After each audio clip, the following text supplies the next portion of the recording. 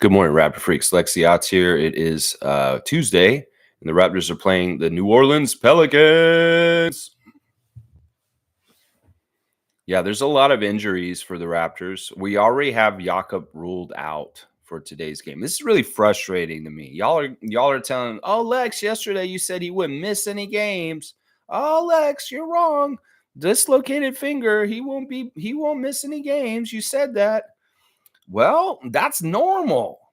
I mean, like I said, Steph Curry he dislocated his finger in a game and he returned during it. Joel Embiid, same thing. If a big old crybaby like Joel Embiid can come back from a dislocated finger in the same game, well, that's the normal norm. This is abnormal that Yak is missing the game today, guys. This tells me that in some ways, this on the downloads a little. You know what that is, yeah. Yeah, I'm not even gonna say it. I'm not even gonna say it. We're playing Jonas Valanciunas. We're playing Zion Williamson today, and we ain't gonna have our center.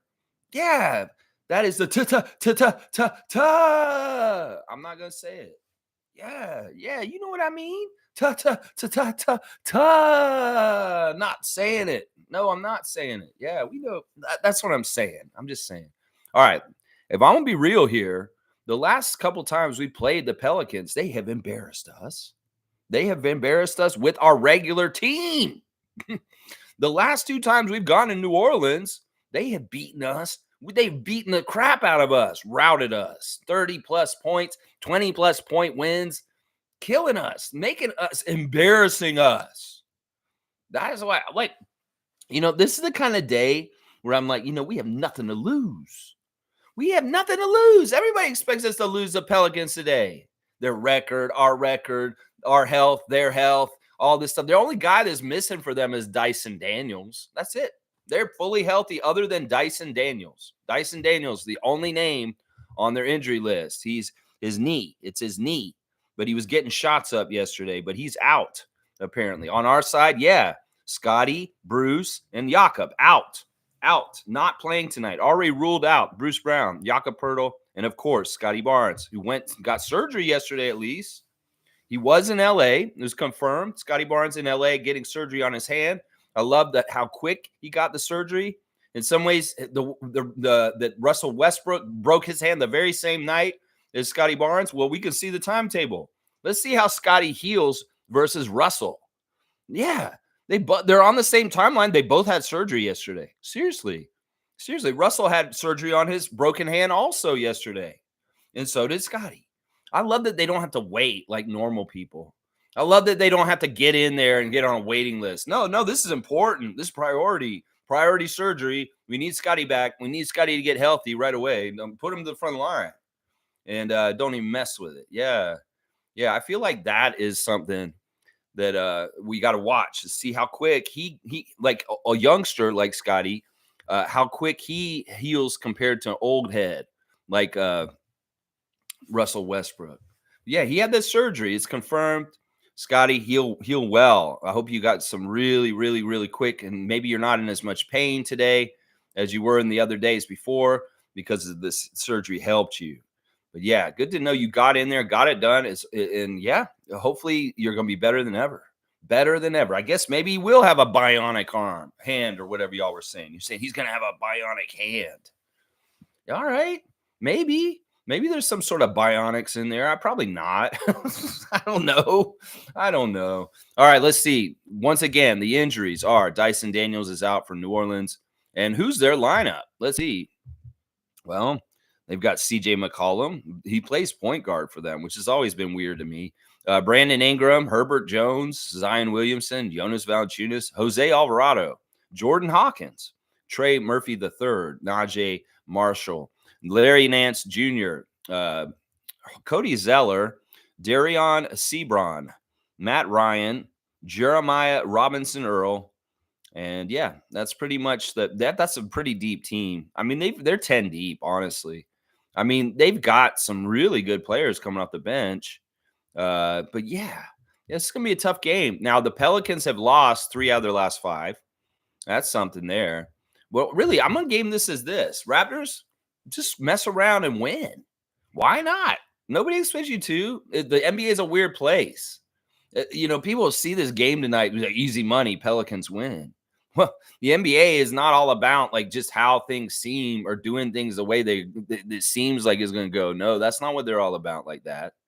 In some ways, this is something that could be like an abnormal thing where the Raptors just out of the blue beat the Pelicans on a night. It just doesn't make any sense because Scotty's not there. They're full strength, and we look really bad. I don't know. That could happen. That could happen. Those kind of things happen in the NBA where a team that has no business winning wins, and the other team that should have won doesn't. Yeah, I mean, I could see this. It's not very likely, but I mean, that's the way we would win. That's the way we would win tonight.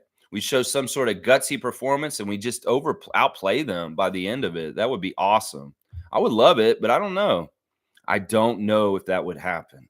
All right, let's do the ref report. All right, our refs for today's game here in Toronto, New Orleans at Toronto. Our first ref is Pat Frere. He's our crew chief. He's in his 23rd season out of Minnesota. His favorite TV show is Game of Thrones. His favorite movie is Caddyshack.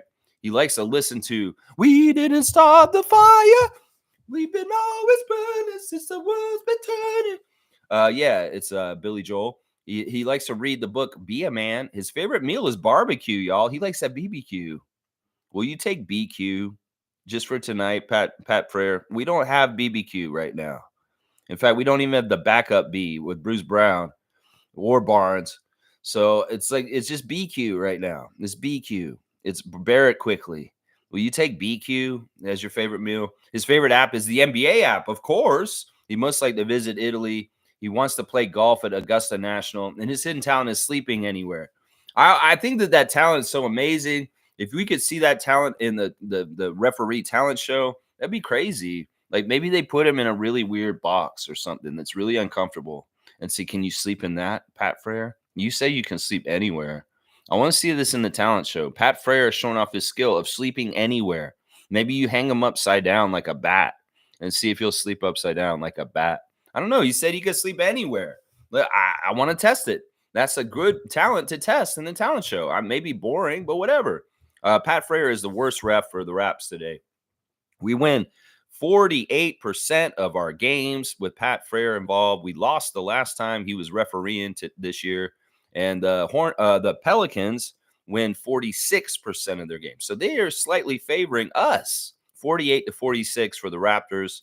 Yeah, Pat Frere just slightly favoring us, but the worst win percentage out of the three refs, just so you know, crew chief Pat Frere.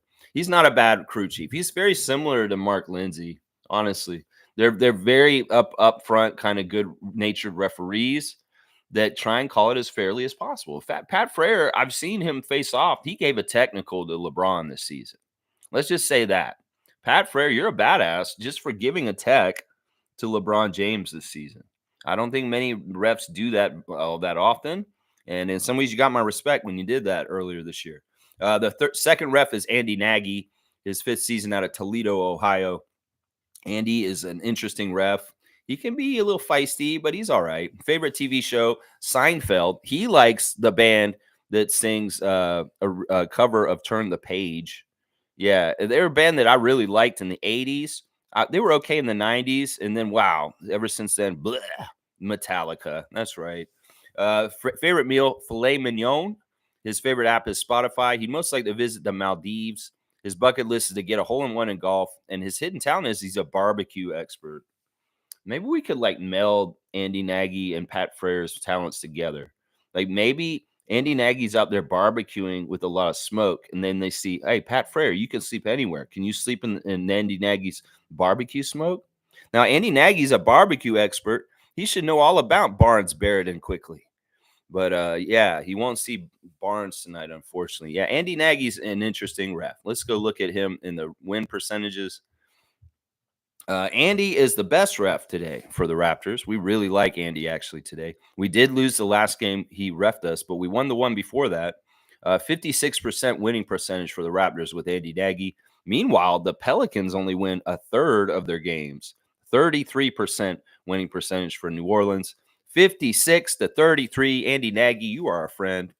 Scotty, if you were playing, I'd say don't yell at Andy Nagy. He's a nice guy. The third ref is Scott Wall.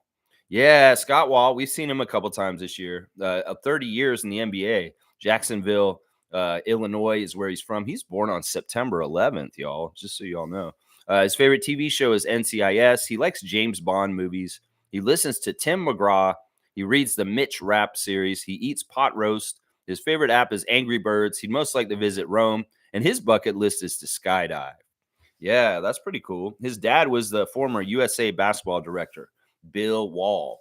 That's right. And his mother was the former Southeastern Conference Associate Commissioner. Wow. Those are some big, heady titles. All right, here we go. Scott Wall is very similar for both teams. We've lost the last two games that Scott Wall has repped us. Or no, we won the last two games Scott Wall has repped us. We lost the first game this season he repped us. So we're 1-2 with Scott Wall this season. 55% winning percentage with Scott Wall, and they have a 55% too. And it's just slightly higher for the Pelicans. So Scott Wall slightly favors the Pelicans, but both are like 55%. It's 54.5, 54.7 is the split. So it's a 0.10% split for the Pelicans. So not very big. So yeah, the refs, they seem pretty humdrum. Normal ref crew. Not too flashy, nothing too crazy, no egregious kind of names, and nobody on there that makes me too worried. Just it seems like a good crew. We'll see.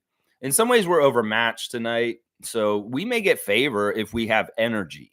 If we work hard, if we do things on the court where the referees are like, well, the Raptors don't have their best players, but they're working hard, maybe they'll look out for us a little bit. Maybe we'll look out. I mean, we are at home also. That can be a factor that can help us. The home crowd could really help the Raptors tonight against the Pelicans.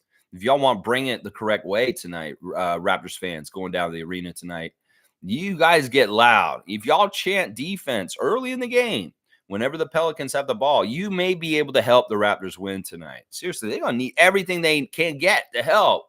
So y'all help them if you're going to the game. Seriously, don't mess around with this. We want to get wins. We want to beat the Pelicans. We'll help them. That's what I'm saying, fans. All right, there's your ref report. There's your injuries. Injuries for us. There's a lot of moves yesterday for the Raptors. The Raptors made many, many moves. Yesterday was one of the most busiest off days for the Raptors in a long, long time. Lots of roster moves. Lots of big moves all over the place. We're going to talk about them. We got to suss them all out and go over them and talk about the different impacts of the moves from yesterday. So let's start with the comments with Commissioner J. Trevor J., Commissioner Fun, has sent me the Cosmic Box, and I'm going to get a card of the day just to symbolize the beginning of the comments.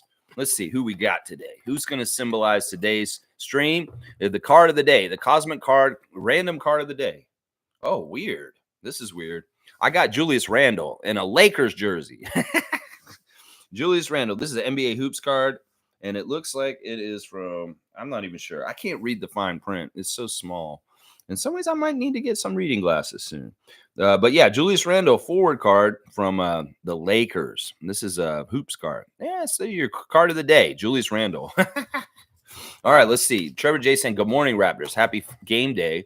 Let's do it. Let's do it. He's got the whole lineup there. RJ, Gary, Jakob, Scotty, Kelly, and Quickly, and Grady, and Darko. Good stuff, Trevor. He's also saying, I was watching TV this morning. First thing I saw, Toronto's still live for a WNBA team. I know everyone in Toronto is happy to hear this. Yeah, this is the crazy story yesterday, and it made me really happy. You know, if there's sad things going on around the team with Scotty's injury and him having to have a surgery, well, there's an amazing thing that happened. And honestly, this makes so much sense. This is just a beautiful fit. It's not confirmed yet. We can't say this is all for sure, but this is what's speculated at this point. The reason why Teresa Resch stepped down from MLSE last week and had her going away party on Friday is because she is going to be the president of a bid to get a WNBA team in this city outside of MLSE. Since fucking Ed Rogers III don't want to do this shit, you don't like making money, motherfucker, cable motherfucker. Well, somebody's going to do it anyway. And actually, I kind of thought about this when we talked about this last year when the bid fell through. I said, well, why didn't somebody else come in with the ownership group and do it outside of MLSE? Well, Larry Tannenbaum was listening.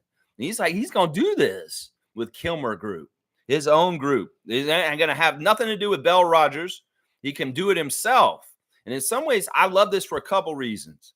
Because we're going outside of fuckface Rogers and going to do this shit despite his sorry ass. It's good for women's sports. You know, they're going to have a different building probably, for sure. So there's going to be some building that's sited or even built for them. You know, I don't know. If they're smart, maybe they make a big basketball building. And I don't know. I'm just saying things can change over time. And if we could fucking unhinge the Raptors from the Maple Leafs, I would be all about that. You know, Larry, build a really nice arena and make it a home for both your teams. And let's get the Raptors away from Rogers and MLSE. If we can make this happen somehow, some way, just because we started a WNBA team and we start a new group, the Kilmer group, I'm with it. I'm with it. I know I'm getting ahead of myself. Maybe I'm jumped a couple steps here. But man, if I could see this happen in the future, this would alleviate a lot of the worries about Rogers meddling with the Toronto Raptors franchise. I would love it so much. You're going to do a WNBA team without Rogers meddling with that? Ooh, can we get the Raptors go over there too? I'd be all about that. But this is great. I was wondering about whether we should play fantasy at WNBA this year. I say yes, because Teresa is going to try and get that bid and get that team here after all. And they will give it to us. Trust me. The money was there. The interest is there. The WNBA is interested. We are interested. The city is interested. The only person who wasn't interested was Ed Rogers. The fuck. And well, we're going to go around you, motherfucker, and we'll get this shit done. Yeah, I'm so happy about this. In some ways, I was sad about losing Teresa, but now this makes way more sense. Now, none of this is confirmed for sure, but they're being coy about it. They're saying, yeah, we cannot deny that we may put in a bid for a WNBA team with Kilmer Group, with Teresa Resch heading it. Yeah, it's big news. It's huge news. It's a big middle finger to Ed Rogers III is what it is. Yeah, you will not hold down women's sports in this city. You fucking piece of shit, Trump-loving motherfucker that has a cable bill going to people's houses every day in this city. Fuck that shit. Fuck you, Ed Rogers. That's what that is. Yeah. Let's go, WNBA, to Toronto. And come on in. We're going to figure it out. We're going to figure it out with or without fuckface Rogers. That's right. I love it. I love it. I love it. Kareem's saying Teresa Resch resigned as the Raptors VP, scratch his head. Now she's pegged to run the newest 14th WNBA franchise in Toronto. What an amazing journey. Great on her. I mean, she's been under the tutelage of Masai Ujiri for a decade now. And I mean, she knows about running a team. In some ways, it's a beautiful thing. She's going to get her own kit and caboodle. In some ways, she's going to be historic. She's going to be like a name that's going to be associated with this franchise, like Masai is associated with the Raptors forever. She's going to be the first one running this team that's going to come here. And it's going to be awesome. Unfortunately, there won't be any tie-ins with the Raptors because it's going to be a separate group. So it's not like this team can have a dinosaur motif. It's going to have a whole other look to it, a whole other name, and a whole other thing to it. It'll be interesting to see how this all evolves. I'm also curious to see if this group can get their act together in time to make the expansion time that's coming up. Like they already said they're giving a team to Golden State. Have they announced the second team yet? No, they have not. So if they say, okay, Toronto's getting the other team in the expansion, boom, goes the dynamite. We may have a team here next year, after all. And I didn't think that it would happen after the bullshit that happened last summer with the WNBA coming here and, you know, Ed Rogers' decision that he just made himself. He made it singularly and solely himself, motherfucker. Yeah. It's going to be awesome. Let's see if we get the WNBA playing in Toronto next summer. That's soon, y'all. Seriously, that's soon. It's awesome. It is awesome. Cowboy saying, good morning, Lex and Raptor Freaks. I'm working up in Barrie today. Congrats to Kelly. Got a deal. And the new Raptors Ramsey looks interesting. Let's go Raptors. It's going to be a tough game tonight. All right, let's go over some of the things that happened yesterday. First of all, we found out Kelly Olynyk got extended yesterday. 2 more years contract. This is fantastic for a couple reasons. It's great for the Raptors. It's great for Team Canada. This is the great thing. It's 2 birds with 1 stone. The Kelly extension yesterday is really, really good for a cap. And as Monique was teaching us in the chat last night, that, the cap hold that Kelly would have held if he had not done this extension now and he'd gone into free agency and tried to get more money that way or whatever, he would have held more money in our salary cap and hurt us if we had done it that way. So he's willing to work with us. He's a team player. He's going to get the same money either way. So the timing of it is really nice. He could have been a dick and be like, no, I'm going to go into free agency. We'll do it then. No, he worked with the Raptors and he said, we'll do it now. And it'll help free up a cap hold for them. It's like it frees up an extra $13 million apparently for this summer to go to extra space to cap.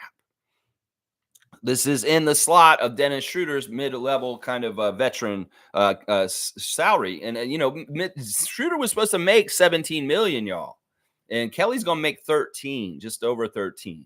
So there you go. That's where some of that money comes from. You trade Dennis, it's a salary dump, and Kelly fills his spot in the roster. And that's a great thing because he's a big that passes and shoots the three. And the stuff that we need, a great player to have in that. It's a great investment. Plus, he has said he wants to finish his career in Toronto. It may be these 2 years are the 2 years that he finishes and he's done. Who knows? The other thing about this, and as I was saying, is good for Team Canada, is because he's under contract going into the summer. If he was a free agent, it would have been a distraction. In fact, there would have been a leaning towards not playing for Team Canada to sort out his NBA stuff for the season coming up. You get it all tied up in a bow right now with an extension. He has a contract going into Team Canada. Boom. There's no distraction. And for Rowan Barrett Sr., this is a really good thing because he can have his top NBA players. They're all, like they said on Twitter, the top 7 Team Canada guys in the NBA are all under contract going into next season. There's no distraction going to Paris. There's no distraction. Kelly was the last one that needed to get done. And, well, we took care of him yesterday. So there you go. Masai looking out for Rowan Barrett Sr., RJ's dad, to get that team on contract so they can go to Paris with a clear conscience and not worry about free agency. Because this is an issue sometimes with international play in the summer. Guys will opt out because, well, I don't have a contract. Then I need to go and work with my agent and go work with teams. Well, get that shit tied up.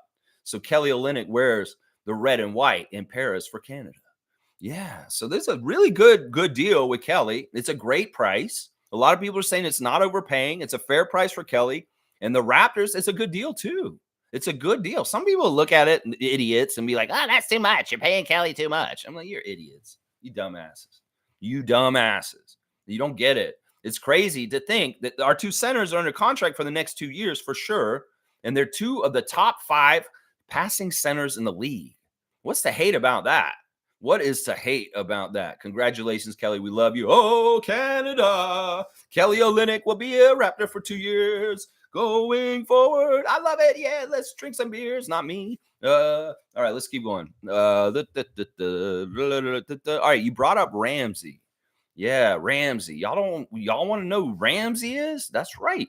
We got a new player yesterday, and his name is Jamias Ramsey. He went to Texas Tech.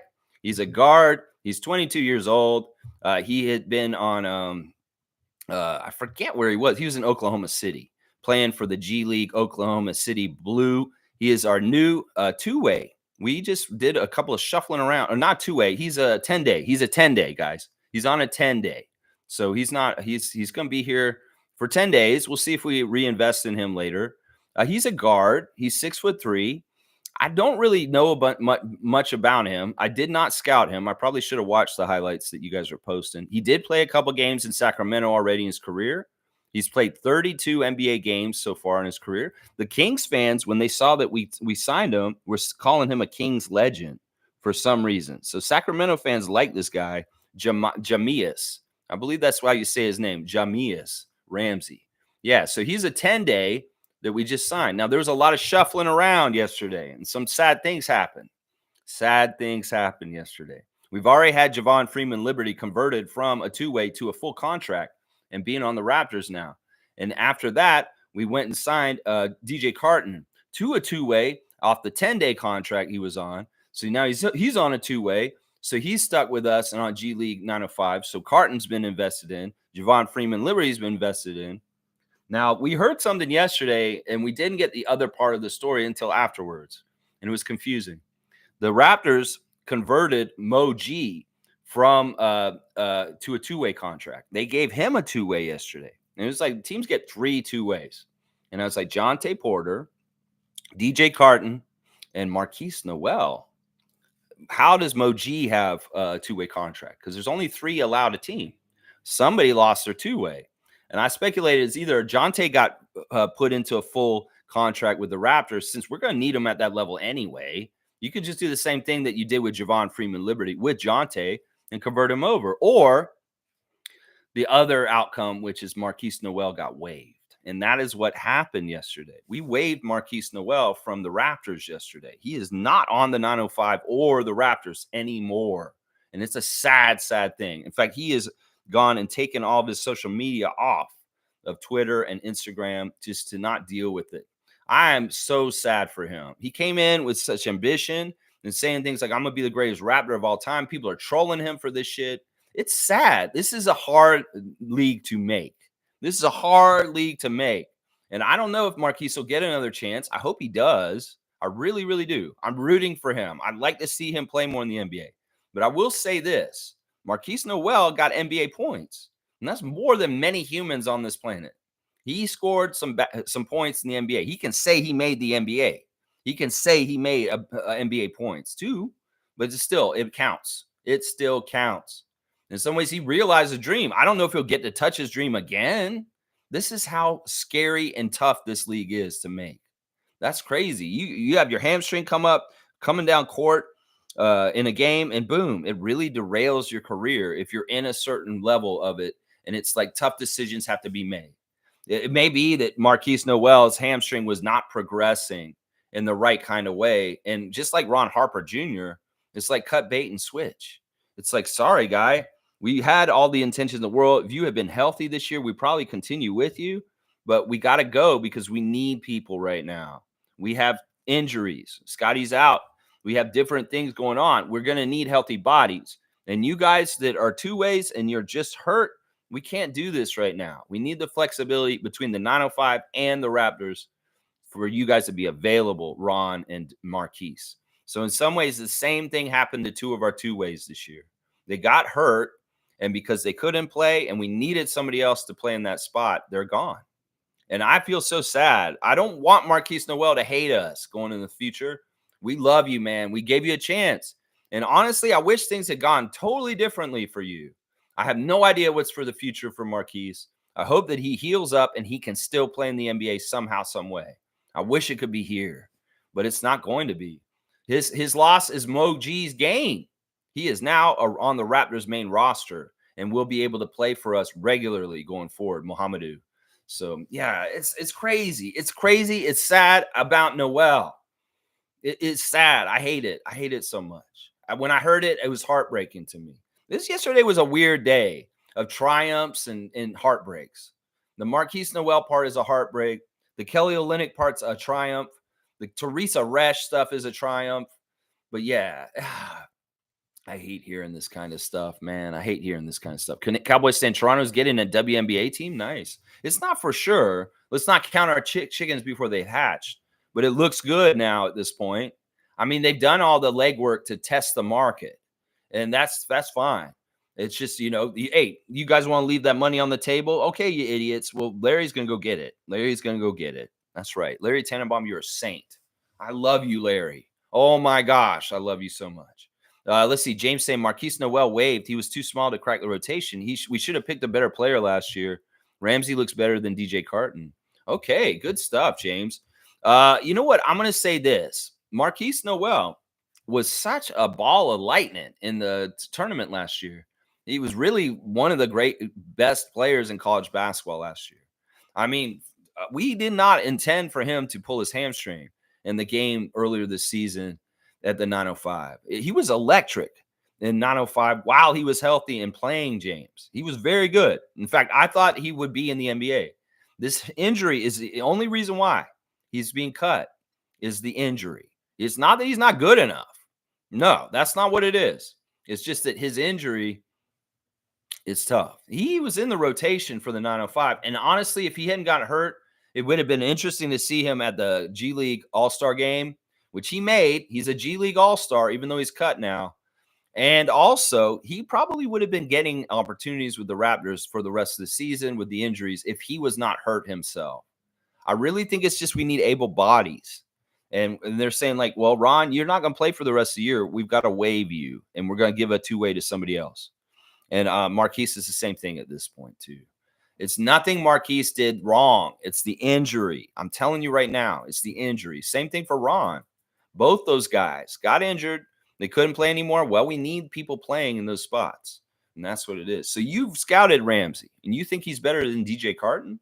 I'm curious to see. I want to see all these guys. I think DJ Carton's going to be in the rotation going forward as the backup guard. And Ramsey will probably be that third guard, just in case. I kind of wish they'd put a big on a 10-day instead. But with moving Moji up and Jonte probably going to be around more, that maybe they realized they didn't need a big, even though Pirtle's not playing tonight. It's like, in some ways, why didn't you go and get like Kenny Lofton Jr. or something? Somebody like that. I don't know. In some ways, I guess getting two guards in a row signifies filling the void of Scott. I don't know. Carton and then Ramsey is like, oh, we need more guard play because Scotty's out. Yeah, that could be why. Cowboys here. It's okay to say the T word. Ta-da. Yeah, you know what? Maybe that's what I'll do, Bradley.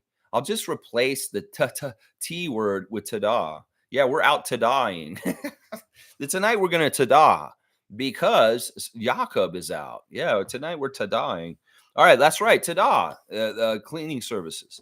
If you need your windows cleaned, your area rugs cleaned, your eavesdrop cleaned, if you need to restore your flooring, if you need to restore your painting or plastering in your house, Bradley and Tada Services can come to your house and do odd jobs for you as low as $89.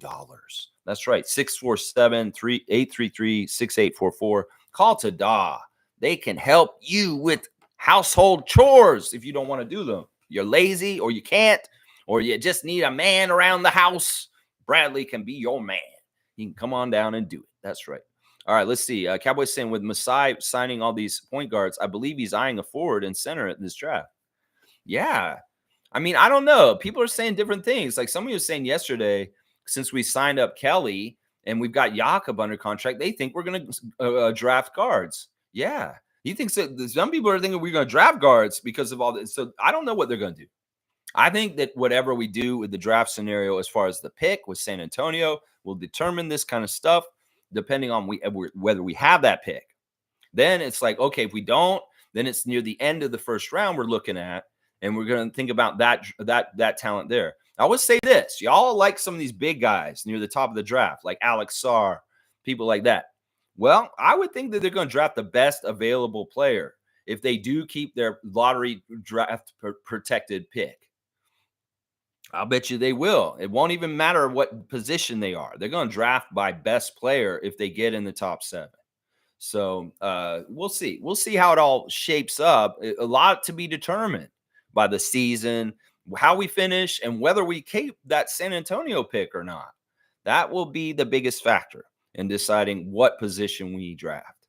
G saying Larry Tannenbaum is the bomb. It's his group taking the Toronto WNBA charge. Love this for Teresa too. It's an amazing story, G. I mean, it made you happy too, didn't it? It's the kind of stuff that makes you get those feelings like an old sports movie, like Bad News Bears with, like, yeah, we're going to do it too anyway. Yeah, they're fighting the man. I love it. Let's do it. That's Bad News Bears, Ed Rogers II. Let's make him look like that mean owner on Major League. Yeah, taking the pieces of her clothing off as they won at the end of the season, Cleveland Indians. Let's do that kind of story, 80s sports movie story around Ed Rogers, the bad guy. Yeah, he'd be played by like somebody like Jeffrey Jones or something like that. Child pedophile. Yeah, Ed Jeffrey Jones from Ferris Bueller's Day Off, the principal, you know I'm talking about. Ed Rooney. Yeah, that guy. He could play Ed Rogers II. They have the same initials, Ed Rooney, Ed Rogers. There you go. Boom. Yeah, we could have a fun movie with that. That'd be a cool 80s movie. The Raptors, the WNBA saga with the whole thing. Yeah, that'd be cool. Tom Duke's got the food. He's got the BBQ. He's got the BQ, Barrett and Quickly. There's Cowboy out there with the skillet. I see you out there, Cowboy. Hey, Cowboy. I see you. And then he's got some steaks ready. steaks and an egg. So the refs are getting all steaks. They're getting steaks. This seems like a steak crew. Andy Nagy, Scott Wall, Pat Frere, a steak crew. Tom Duke's saying, let's go. And he's got the footprints to the arena. Go down to Scotiabank Arena tonight. Get loud, Raptors fans. Get loud for your team. Stand up for your team. Get loud in the arena. Help them beat the Pelicans. Yell a lot. Fiercey's here. Good morning, fam. And happy game day. Lots of action yesterday. Sad for Marquise. Wishing him well. Yeah, I'm sad for Marquise. Happy for Mogi. Happy for the new guy, Ramsey. Happy for DJ Carton. Happy for a lot of people. But yeah, not so happy for Marquise. Not so happy for Marquise. I hate this in some ways. He was so sure of himself. You know, he was practicing that whole thing. Is like, it's real if you say it already. And that's why he was saying stuff. I'm already a champion. I'm going to be the greatest Raptor of all time. It really was pre-visualizing ahead. The problem is you're putting it on social media, Marquise. You can do this in your own private life, behind the scenes, and you don't have to put it out there because in some ways you're writing checks that people are going to look at and they're going to come back around and see if you cash them. And obviously you're not. And it's just sad. It's just sad. Marquise, I wish you the best with your health and coming back and doing something with your career. Any kind of which way. That's right. Fiercey saying, so we're getting a WNBA team? Nice. It's not for sure. Nothing's for sure. But this seem like it's the plan. You're saying we got a chance? Yeah, we got a chance to get a WNBA team still at this point. Yeah. It'll be interesting to see what arena they decide to kind of either go and check out pre-existing or if they're going to build a new one for them somehow, some way, somewhere. I don't know. I could see them using Mattamy or Rico or something like that, like to play these games in. They're not going to let them play at Scotia. That's the biggest hinge point is they don't want to give the WNBA dates because of the concerts at Scotiabank Arena. So that's not going to be where this WNBA team plays. It'll either be at the old Maple Leaf Gardens or it'll be at Ricoh Coliseum. I could see that also maybe down at the exhibition. So we'll have to see how this all develops. Nothing is for sure, Fiercey, but the chances are good. And I'll tell you right now, Teresa Resch would not be doing this, changing and going to do this if she didn't think she could pull it off. So I see it happening. Yeah, let's go. Ta-da. Bryce is here. Good morning, Lex and Raptor Freaks. Good morning to you, Bryce Lawson, Kentucky Raptor Freak, holding it down stateside for the RFF. I love it. Cowboys laughing and clapping and praying and hearting. Nako's here. Good to see Nako the Nacho. I'll feel pretty good about the team if we win. All the best to Noel. Excited for Moji. Yeah. I want to see these guys do more tonight against the Pelicans. Step it up. Do more, Gary, Grady, Jordan. Yeah, do more. Oshai. Yeah, do more. Emmanuel, RJ, Kelly. Do more. New guy. Yeah, and Muhammadu. and Jonte. Yeah. I want to see these guys do more against the Pelicans. A very, very savvy team with length, size, talent, scoring, defense. They've got it a lot. And they're a top 5 team in the West. Yeah, the West is crazy right now. It's not easy out there. And this team has got a good winning record right now. So, yeah, the Pelicans aren't to be fucked with. Hopefully we can beat them. I don't know how. I told you how. We just got to go above and beyond and shock the world. That's the only way we beat them. I want to believe. That's right. Tom Duke saying, new arena, do it, Larry Tannenbaum. Yeah. I don't think that they give up first of all, I don't think that MLSC would let the Raptors leave, though. I don't know. If it got really weird, maybe. The other thing is, like, the Scotiabank Arena has been invested in so much and is a part of the Raptors' history. In some ways, we have to stay there. In some ways, I don't know if they could take the ownership away from MLSC and own it in Kilmer, but they still use the building with them, and maybe they even pay them a little rent to have it. I don't know. Any way we can separate Maple Leaf Sports and Entertainment from the Toronto Raptors, I am for it. Seriously, any way we can do this, Larry, I am for it. And I may be jumping the gun. Let's get the WNBA set up and everything going in that way. But if we can look at this down the road and get Ed Rogers not associated with the Raptors in any kind of way in the next decade or so, woohoo, let's do it. Let's do it. Life goals, career goals. Let's go. Let's do it. That's what I'm saying. Yeah. Let's see. Tom's saying would be so great for basketball. Yeah, so great. Stargate's here. Stargate's saying Rogers is going to be forced to sell those shares. I would love nothing more than to have the Raptors away from MLSE. I know Larry and Dale are big Raptor proponents. Yeah, Dale Lastman, the son of Mayor Mel Lastman, a big, important person around the Raptors also. Nobody. That's right. Dale Lastman from the commercials. He's in jail. You know, I love play acting politicians and owners that act like they're in jail and they wear like the black and white in commercials and say, nobody, bad boy furniture. We're in jail. All right, let's see. Seymour saying, slap. Let's get another win. Slap. You want to slap around somebody? Oh, sorry, Justin. Seymour saying, bye, Marquise. It sucks, man. G saying, can Noel still play for the Raptors 905? I don't know. I don't know how this works. You know, I don't know if he's medically cleared for the rest of the year. This may be part of it.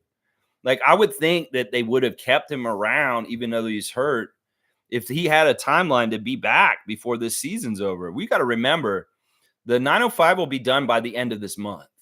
They play until the end of March, and this team ain't going to the playoffs. So they're going to be done soon. And it may be that Marquise's hamstring is not on the timeline to be finished by then. So it's a wash. In some ways, they're just like, well, we want to just free up roster stuff. And I'm sorry, you're waived. I'm pretty sure that's probably what it is that his hamstring is not going well. And he hasn't come back. Like, he hasn't shown progress in the 2 months that he's had it. And it's the season's going to be over soon anyway. So it's like they only have like 10 games left, I think. 10 games this month, and that's it. They're done. They are done. We'll have to see, G. I don't have clarification on this completely. I would think we still have his rights, but I think because we waived him, we don't. Because think about it. Ron Harper Jr. got waived, and he was gone. And that may be the same thing that's happened. Chris is here. Good to see Chris. Kelly is a real Raptors for me now. Very good on him to sign now. That's a team dude. See, it works for everybody. It works for him. Works for us. It works for Team Canada. It works for everybody. In some ways, he did that to help not only the Raptors, but Team Canada. He's looking out. He's a team guy. And Kelly, you got our respect and love for doing that, like doing your extension yesterday. It's a big time move to help set up the summer with money stuff. Very, very helpful. Very helpful. Chris is saying, and all these new guards on the 905, I have to look into them all. But what's your take, Lex? Well, I mean, they're on our team. They're not on 905. This Ramsey guy's a 10-day. That means he's on the Raptors. He's not going to be playing for 905. 10 days like that. But the two ways will be DJ Carton, Mo, and Jonte will still be jumping back and forth. But yeah, the Ramsey, it will not be appearing on the 905. He will not. But we will see him for at least 10 days around the Raptors. And we'll see if they reinvest in him after 10 days. We'll have to see. Let's see. Stargate saying Marquise never caught me off guard. However, I believe Bobby and Masai are about to do something crazy. Laugh out loud. Something that will be a big FU to the league, but perfectly within the rules. Laugh out loud. I love that. I love that prediction. I'm going to give you a 3-pointer, Stargate. I have no idea exactly what specifically you're alluding to, but I think I do. I think I do kind of understand what you're saying here, Stargate. So I'm going to give you a 3. You got 20 dunks for 2024 so far. Yeah, I think it's a big free agent signing this summer that will shake the league as far as like, why the hell did the Raptors get him too if they've already got RJ, Emmanuel, and Scotty? It could be very well something like that. And hopefully it'll be a calculated piece that interlocks with the other guys seamlessly. That would be awesome. I just imagine, what do we take care of Emmanuel this summer? We get him done. Scotty and RJ are fine. And we go and get like another all-star level player that'll make a fourth player in our starting lineup. It's probably not a center. It's probably the guy who's replacing, well, the shooting guard. What if we go get a better shooting guard? that's more consistent. I mean, that money could have been invested in Gary this summer. We'll see if it is.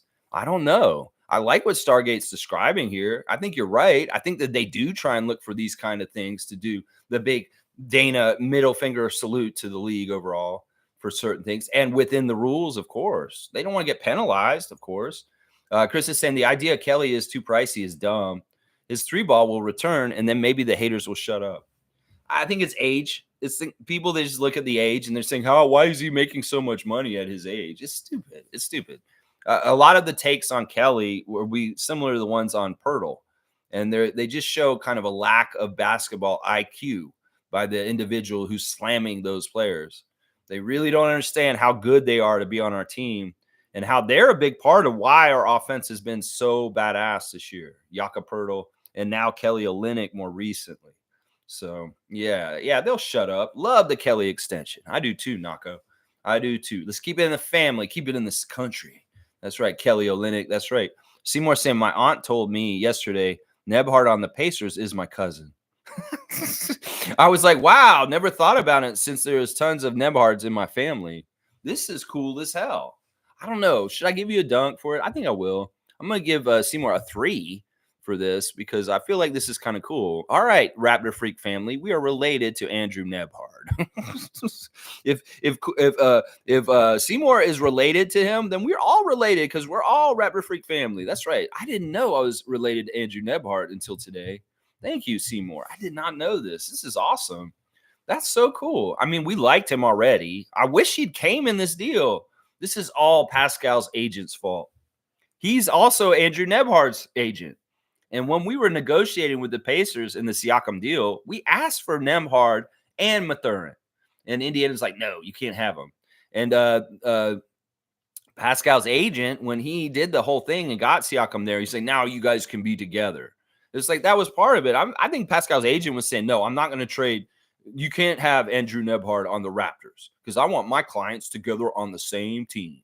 That's kind of the vibes I got from it. Like when they did sign with the Pacers, it went there, that like Siakam and his agent were happy to be with Andrew.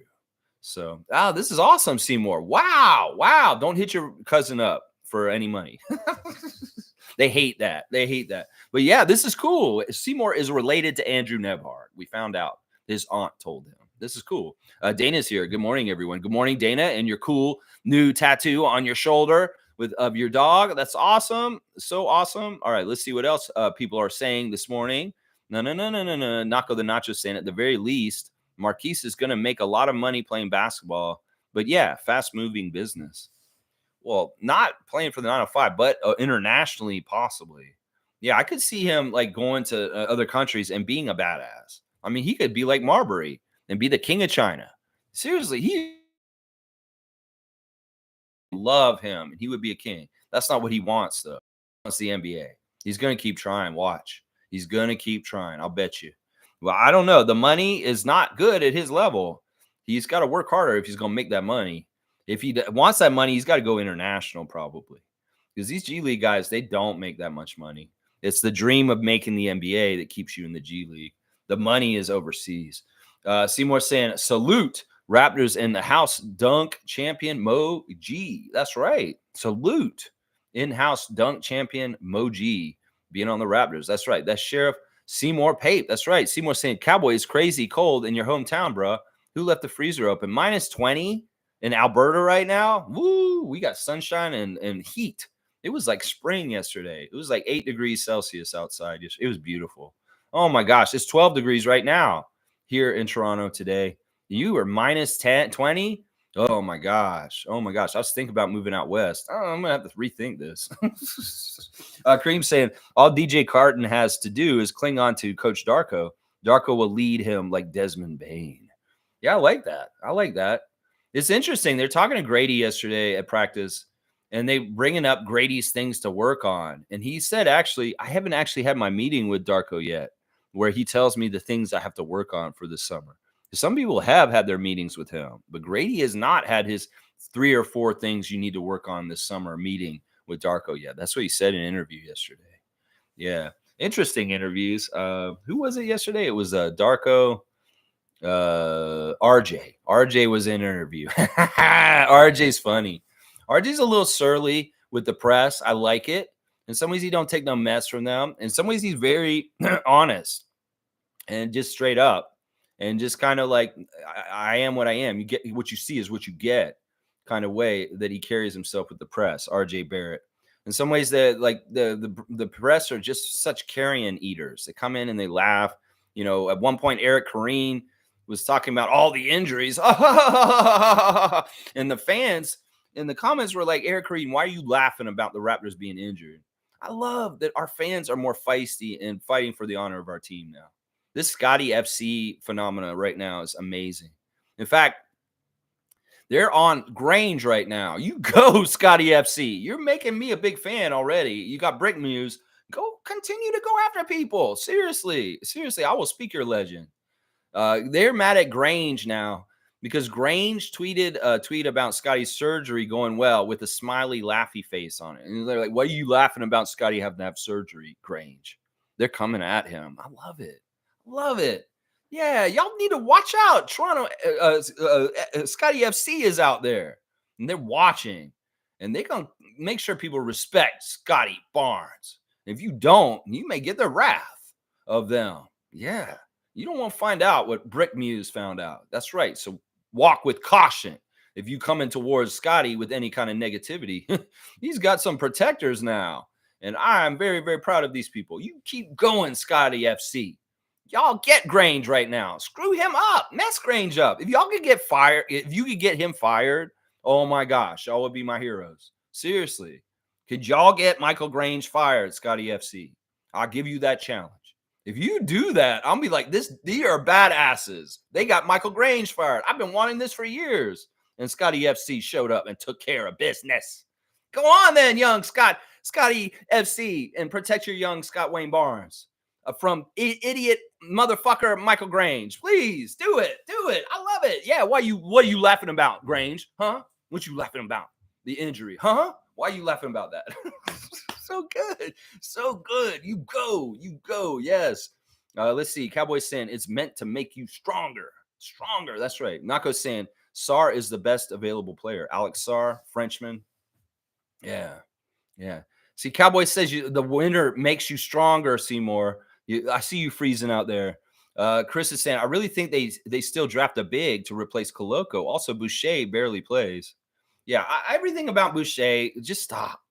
Fans are coming in there and saying, why isn't Boucher playing? He's a good player. He could play instead. Oh, my gosh. I know. I love Chris, too. And I want him to play, too. But people are getting mad at Darko for it, and it's just silly. It is silly. Silly, silly, silly. Y'all need to stop getting mad at Darko about Chris Boucher not playing. And I saw y'all in the Raptors Tonight chat saying Chris didn't play because he was sick. Well, he was sick 2 games ago. He wasn't sick in the last game. So telling people he didn't play because he's sick is not actual. And he's not sick anymore. He could play right now. He could have played on Sunday. So people saying he couldn't play on Sunday because he was sick, that's not true. That's not true. Let's see. Cowboys saying, let's go, Chef Darko. Yeah, Sarr or Eddie? Yeah, Eddie is Eddie bigger than Pirtle? Is Zach Eddie bigger than Jakob Pirtle? I think they're about the same size, honestly. They're about the same height. Maybe Zach's a little slightly taller, but Pirtle's definitely stronger and bigger than him right now. But Zach Eddie could still get, I don't know. It's tough. I'd have to see them standing next to each other. I don't know. I think that I like the idea of drafting another big man. I know everybody's all over the place with it. It's like, are we going to need a big man or what? I don't know. Like I said, it's going to really be determined which pick we end up with. It really is. The Cowboys saying, let's get Ryan Dunn and Aaron Bradshaw. There you go. There you go. Jam Joe's is predicting, and he's already got the pause on there. He's going to see BDE out there tonight. Y'all know what BDE is? Yeah, I don't have to say that. The middle word is dick. Yeah. And so he's talking about Grady. Yeah, he's going to see some big energy from Grady is what he's saying. He's going to say that. Pause. See, I went around it, so I don't have to pause exactly because I said that he wants big energy from Grady. Yeah. Oh, I see this too, Jam Joss. Hopefully. Yeah, I'd like to see that. I'd like to see that. You know, Grady was a runner-up for Rookie of the Month last month. For February, he was one of the nominees to be Rookie of the Month for the East. That's a big deal. He was nowhere near any rookie rankings this whole season. And now all of a sudden, we got the sirens for the of course. All of a sudden, he's getting considered for rookie of the month for February. That's a big deal. That's a big deal. He was not on the radar in any kind of rookie stuff this season until now. And that's fantastic stuff. I love it. Nako saying, I'd be really happy if Lepowski fell to us. I'd be really happy if we got Bradshaw in the second round. All right, you guys have designs on this draft already. You guys got draft plans already. Man, y'all are way ahead of me. Way ahead of me. We still got time this season. We got to figure things out. But yeah, y'all have designs of what you want already. Bryce is saying if we draft a guard, let's hope he goes after my good old Kentucky pal, Reed Shepard. All right, Bryce. Bryce wants to keep it in the family. If it's not going to be a Nebhard, it's got to be Reed Shepard, Kentucky Wildcat. That's right. Kentucky family. Emmanuel Quickly. Yeah, Dwayne Casey, Patrick Patterson. That's right. Kentucky family. That's right. James is saying, is Patrick Williams a free agent? We should target him as our 3-and-D. That's an interesting idea. Patrick Williams has a Florida State connection like Scotty Barnes. In some ways, they are friends partly because of their Seminole ties. I don't know. Patrick Williams is a weird player. I don't mind him. I don't think he's a bad player.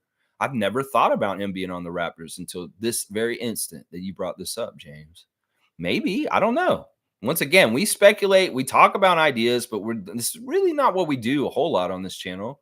But Patrick Williams is not a player that I say I wouldn't want on the Raptors. It's just I've never thought about him being on the Raptors until just now. It's interesting. Nako's saying, I like Tyrese Proctor as a guard. We just have a few guards. Yeah, you're just throwing names out. I don't even know who these people are. I'm not going to do a scout right now. I don't feel like it. I should scout our guy, our new dude. You want me to go scout the new guy just real quick? Let's do that. Jamias.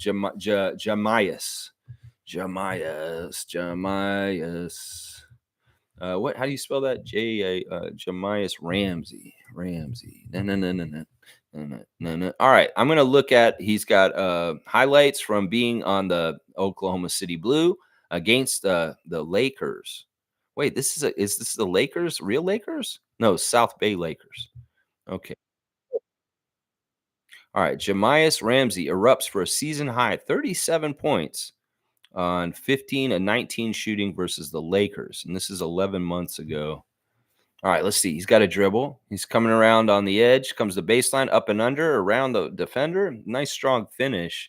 He looks tall for a guard, too. I like that. Let's see. He's the guy in the headband. There he is getting a shot. He makes this three. It's a little funky, but he got the shooter's roll. All right, let's see. He's going to break somebody off the – all right, there's a nice pass. That's Alexi Poku he threw that ball to, and he made the layup. Let's see. What's the next play? He's on defense this time. Oh, he got a steal. He got it loose and he grabbed it, and he got a got a layup down the other end. Poku gets a block. He's running. He's got Ramsey on the right. He throws it up in a lob dunk for Ramsey. So he's got some hops. So far I'm seeing just like you know what? He's taller than I think he's taller than DJ Carton. Ramsey is. You know, some people are saying like us getting Ramsey is a power move. Like, how much do people need on the Raptors? Because he's really been killing it in the G League. This Ramsey guy. So it might be interesting to see if he gets in the game today. I'd like to see him like get used during his 10-day. That would be good. But yeah, I like what I'm seeing here. He's a very active player. In some ways, he's a point guard, but he's got a wings body. It really does play like a slasher, but he's also got point guard skills. I can tell. So he may be very versatile. He's kind of a combo guard. I can tell. He can definitely play shooting guard. All right, there's my scout on Ramsey. Just looking at the new Raptor 10-day. Jamias Ramsey. Yeah, he looks like he's got a wings body, but he plays a point guard. It's really, really cool. Yeah. Let's see. Blackhawks saying, Seymour, tell your cousin he's on the wrong team. That's right. Tell Andrew. Get his butt up to Canada, man. Call him and say, hey, my auntie told me you're my cousin, and I got your number from her, and I need you to come back and play for the Raptors, please. Okay. All right. Because Seymour said. There we go. Let's see. Seymour saying, if we lose, I will pose for a ladies-only art gallery. Well, that doesn't sound like a punishment. Seymour's like, if we lose, I'm going to go down to the local art community center and I'm going to let the old ladies paint me in my nakedness. That all right. I mean, that sounds like you're doing a service for the women to do the art. You're just being the subject. I mean, this is always in movies and TV and stuff. People actually do this in real life. I've always wondered about that. Like, is there an ad in the paper and say nude models needed for old ladies to paint? That'd be weird. Like, who's out there answering those ads all the time? Is there like one guy who's like, I'm all about this. I'm gonna come on in there and woo, yeah, look at me, ladies. I don't know. This seems like such a weird job to be fraught with kind of like minefield of folly of things you can fall into. All of a sudden, you've got like an elderly girlfriend. So I don't know. I don't know. It's kind of crazy, Seymour. Be careful. Be careful. Blackhawk saying, let's start a campaign to bring Nebhard to the north. That's right. Get on the horn, Seymour Pate. Call your cousin. Call your cousin. Tell Andrew to get up here. Jam Joe saying, let's go. Future looks bright. Let's go, family. If we could get 2 wins during the road trip, I ain't mad at it. 1 win, I'll be cool with that. All right, so this road trip, there are 2 games on there that we could get. We got Portland and Phoenix and Denver and Detroit. Well, which 2 games do you think are the 2 we can get? Detroit, obviously, on the way back, and Portland. Portland is still a bottom feeder on the western side. Phoenix and Phoenix, Denver and Denver, those will be tough tasks. But we have had good luck against Phoenix this season. And who knows? Maybe we can steal one in Phoenix. But I won't put my chickens on that. But you know what, Jim Jost? I can see us getting 2 on this road trip. I like your goal. And you know what? I think it's more likely to be Detroit and Portland. Detroit for sure. Hopefully we can beat Detroit. We need to, since they beat us and ended their streak the last time we played them. We need to beat Detroit this time. And if we can beat Portland on Friday night, that would be fantastic too. So what this is it Friday or Saturday? I'm trying to figure out. Today we're playing Thursday. We're playing Phoenix. We go to Portland on Saturday. Saturday we play Portland. All right, yeah. There are days off. There's 1 day off between each game. Let's see. Oh, another note for tonight's game that I should bring up: the New Orleans Pelicans have not played since Friday night. They've had 3 days off. They were off Saturday, Sunday, and Monday. So we've played a game on Sunday. So they may be a little rusty because they've been off for 3 days. Sometimes that's a good thing because you get rest and you heal up if there's nagging injuries. But also a 3-day rest can be too long. So we'll have to see how the Pelicans come out tonight and whether they're a little rusty because they haven't played since Friday. So that could be an interesting factor in this game. It may allow us to get a jump on them at the beginning of the game. We'll have to see. I'm not going to predict that. I'm going to just hope that there's some sort of benefit to them sitting for 3 days already. Some people say that's not a disadvantage, Lex. You're probably right. It probably isn't a disadvantage, but let's see. Yeah, Jam Just, I like your prediction of let's get 2 out of the 4. I mean, we get 3 out of the 4, but aim for 2 at least. 500 on this road trip. Seymour saying, my aunt from Mississauga is coming out west to see me and check the vibes. I will definitely hit her up for the Nebhard contact. There you go. There you go, Seymour. Whatever happens to this saga, your family, we need to bring family home. Family deserves to be together in Canada. That's right. Alley-oop to Jamjos. All right, we'll give Jamjos an alley-oop right now, Cowboy, just as you've requested. That's right. There you go. Boom, Jamjos. 11 dunks, 2024. Blackhawks saying thumbs up to Seymour. And Chris is saying, what is wrong with the Scotiabank to play in? I'm not saying there's anything wrong with it. It's owned by MLSE. It's just that in some ways, it's like, I'm talking about getting us away from the Leafs. I'm talking about getting us away from Ed Rogers. In some ways, they're going to keep that building no matter what, right? In some ways, if we're going to really separate the 2 franchises, well, in some ways, the Raptors will have to leave that building if we don't want to have anything to do with them. I don't know. I'm thinking long term, and it could be messy and it could be weird. But I'm also thinking of a future where the Raptors do not have to deal with the Leafs or Ed Rogers. And that's very appealing to me, honestly. It's very, very appealing. Some people would say, well, why do you care about whether they're with the Leafs?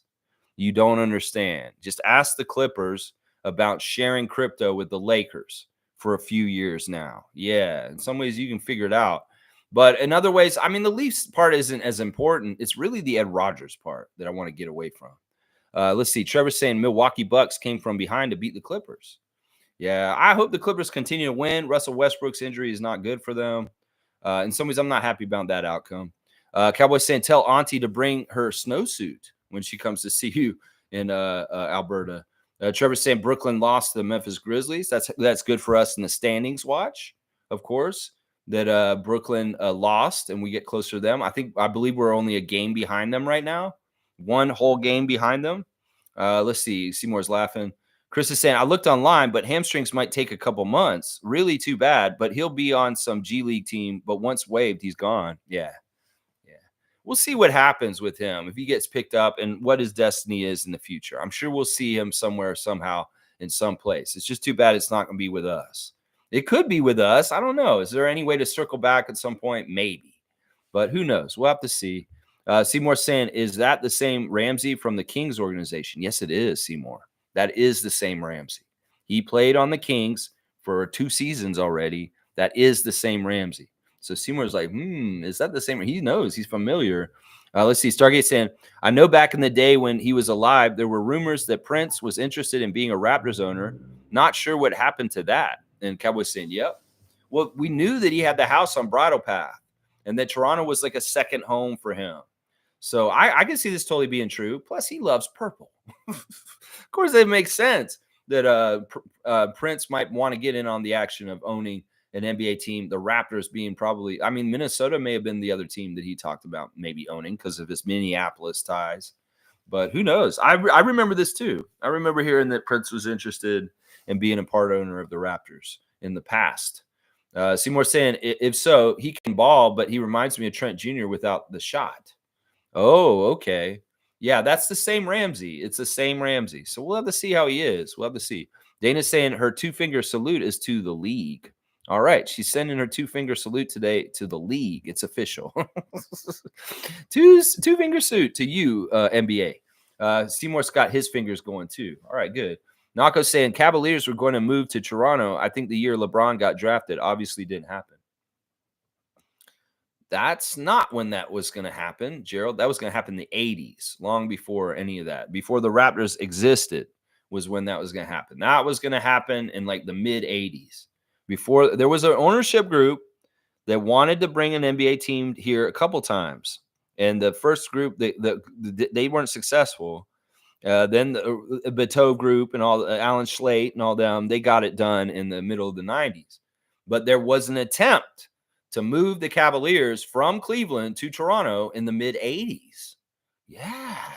It wasn't anywhere near LeBron's time. It was like 10 years before the Raptors even started. So it's probably like 85, something like that, was when the plan, the idea of this happening was threatening the Cavs from leaving Cleveland and coming to Toronto. So, yeah, the timeline's not right. It was in the 80s. Blackhawks saying we might not see Ramsey on the court. Front office might use the 10 days to look at Ramsey in-house, see how he works as a fit and adapts to Darko's practices. Yeah, I think that, the sign that DJ Carton was taken off a 10-day and given a 2-way shows that when he showed up, people liked him. He got along with the guys on the team. He was a culture fit. He was really listening to Darko. When I listened to DJ Carton do his one interview so far with the Raptors, he said, I'm like coming here to serve the coach, and whatever he wants me to serve up, I'm like a line cook. I'm just going to make it the dish for him. It's like whatever aspect of my game he needs me to do, I serve the order, is what he's saying. So I like that. It could very well be it's your first impression. It's how you get along with everybody. Is it a natural fit? Is it a good vibe? Do you have a good working relationship with the coaching staff? Those kind of things will determine if you get reinvested in a different kind of contract, like DJ Carton going from a 10-day to a 2-way like that. So if Ramsey can ingratiate himself and make himself a culture fit or any kind of those kind of things, it's more likely that those kind of things will happen for him. But I think that this is a good point by Neil, saying that it may very well be we don't see him on the court and they're just checking him out behind the scenes. Now, it's not always for us, the new players. We get so excited about new players and want to see them on there. Sometimes they get so much, it's like the stuff on the court is the tip of the iceberg. They always talk about the iceberg is so much underneath the water you don't see. You just see the top above the water. And that's true. And that's true with players and practices and games. You may only see the tip of the iceberg of Javon Freeman Liberty in the game. There's so much stuff going on in practice, so much development stuff that we just don't see. And this is what Neil's talking about. That just because we get these guys, don't expect them to come out and play heavy minutes. And if they only play garbage minutes or 2 minutes in a game, the whole 10-day contract, that doesn't mean we didn't look at them. It doesn't mean we didn't really suss them out and decide whether they were a fit or not. Because a lot of that stuff goes on behind closed doors. And Blackhawk has a really good point. Trevor's saying, I'm so glad that the fans aren't making decisions because they will be so bad at their jobs. Yeah. Tom, Trevor's. Yeah, you're right, Trevor. You're exactly right. Let me give you a dunk for that. You are right, Trevor. You are so right. Yeah, they just don't understand. They don't live on the moon. I keep saying that. They don't live on the moon. Bobby Masai made a really nice moon fort this season. They know how to make forts on the moon. They know how to rebuild on the moon.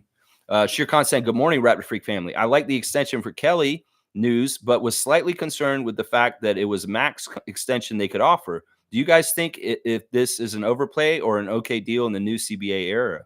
This is a great question, Shir Khan. And I'm sure this is something you would ask Raptors tonight. So I won't be Randy Urban on this one and give it to the guys. I'll go ahead and answer it myself. I think that the contract is exactly fair. I think that he should get his max because in some ways he's that kind of skilled guy and kind of player. Now, if you think about the amount of money, it's really a good deal because honestly, the alternative before him was going to be Dennis in this spot. If we hadn't acquired Kelly in the trade, and traded Dennis, we were going to pay Dennis $17 million in that spot instead. Shir Khan, we're going to pay Kelly just over 13. So that frees up over 2 years, like over $8 million. So is a real cost cutting save, even though it seems like, oh, well, we're paying the max. We got him on cheaper. No, let's not do Kelly like that. It's a fair price. If you consider that Boucher's making $12 million and he's making $13 million, that's not that bad for a backup center. And no, I think that it's a really fair deal, both to Kelly and the Raptors. And it honestly it's flexible. The other thing about it, Shir Khan, that you got to keep in mind is if anything kind of weird happens, it's a very tradable contract. That's the other thing. Not that we intend to trade Kelly, because we do very much intend to have him on Toronto, and we like the fit. We like what he does around Scott and the Scott Center team. And also the connections with the city and Team Canada are great. But if it really is a bad thing in flexibility, we can trade him. And it's a trade-friendly contract. So what's not to like? What's not to like? We freed up more cap space. He did it now so that later it would have made it worse. If we'd waited till the summer and did it then, it would have made it a whole lot more money and a lot worse. So he worked with us on this. And partly it was because of his Team Canada responsibilities this summer. And also for his own peace of mind. He wants to be in Toronto. I think he's really enjoying playing in this city right now with friends and family and just being in Canada. There's something really cool about it. So that's what I'll say about it, Shir Khan. So in the new CBA, I don't know how much the aprons and stuff come into effect. It could be the timeliness of doing it now may have gotten under the window with some of the new deadlines with the new CBA coming up with what teams have to get to by a certain date. So it could very well be this was an extremely smart move from all kinds of angles. Stargate saying, I'm telling y'all, the freeing up of all this money for two things. Number one, to make sure they match any offer IQ is given. Yeah, I think that's maybe number one priority. And two, to sign a specific free agent that the league will be so pissed about. I love when Stargate says this. And I think he's right. I mean, that's what Masai said in that press conference. It's like he's looking to get a big, big move in the summer. So we'll have to see. And he may utilize these draft picks to get to that big move too. I believe the Raptors will be trading on draft day. They will be making moves on draft day. It'll be one of the weirdest draft days because they're actually doing different things during the draft. And people will be like, whoa, the Raptors are very active on draft day this year. And they usually are never, ever active on draft day. Seriously, they'll just take their picks and that's it. You know, that's usually what we do on draft day. But I have a feeling we're going to do draft day deals this year. Yeah. Monique's here. Good to see the super fan, Monique Lawrence. Put up a good fight. Good morning, Raptor Freak family, and happy game day. Busiest day I've seen in a while by Raptors. All the best, Marquise Noel. Welcome, Jamarius Ramsey. Obviously, I'm in the arena tonight, so Mo's going to the game. Get loud. Get them loud down there, Mo, for sure. And yeah, very busy day yesterday. All kinds of transactions. People getting extensions, people getting waived, people getting 10-day, people getting two-way. Yeah, there was all kinds of stuff. Teresa Resch news, all kinds of Scotty getting surgery yesterday. Very busy day in Raptors land yesterday, for sure, for sure. Monique is saying best extension for Kelly. I love it. It's great. Let's just get this business done. The rumors of a Kelly Olynyk extension were boiling for the last couple of weeks, and it came to fruition yesterday, and it was very good. Very good. Chris is saying, I want Boucher to play, but as a coach, I can see that perhaps as an energy guy is not what Darko is looking for at the moment. Darko has a bias for the cutting and play of Bruce, who did win a chip in 2023. Yeah, I mean, I love Chris, and I listen. You're on a team, and the way the coach wants to do the team is just how it is. People will just think, oh, well, he's worked so hard, he's done all this, he's making a lot of money, and he's accomplished a lot. I'm sure he would love to compete like y'all want, but y'all may want him to play more than he wants to play in some ways. Seriously, some of the people are saying, why isn't Chris playing? Why isn't Chris playing? Chris understands that this is the NBA, and minutes are going to be different. He's gone through different periods of his career. You can think about in the very beginning when he was on Golden State, he didn't play at all. He was like at the end of the bench. He came here. He had a journey with us. He did the 905 stuff, won a defensive player and an MVP in the 905 league, and made himself into an NBA player. That's an achievement right there. And Chris became, he's got a couple rings in the NBA. He's become a great rotation player and a great Raptor over time. People's careers morph and change in different periods, and sometimes it's not linear, as Masai puts it. Sometimes it's up and down. It's not just like, oh, like that. No, sometimes your career can be like this, and it's not even your fault. It's just the way the team changes, the team priorities, the coach's decisions. It's just how it goes, and we just got to respect Darko on these decisions with Chris. It may not make total sense. You may be like, well, why are we playing Chris? He could help us right now. That's what a lot of people are saying. And I get it. But coach is not wanting to use him. And that's his prerogative to decide and not ours. So let's see.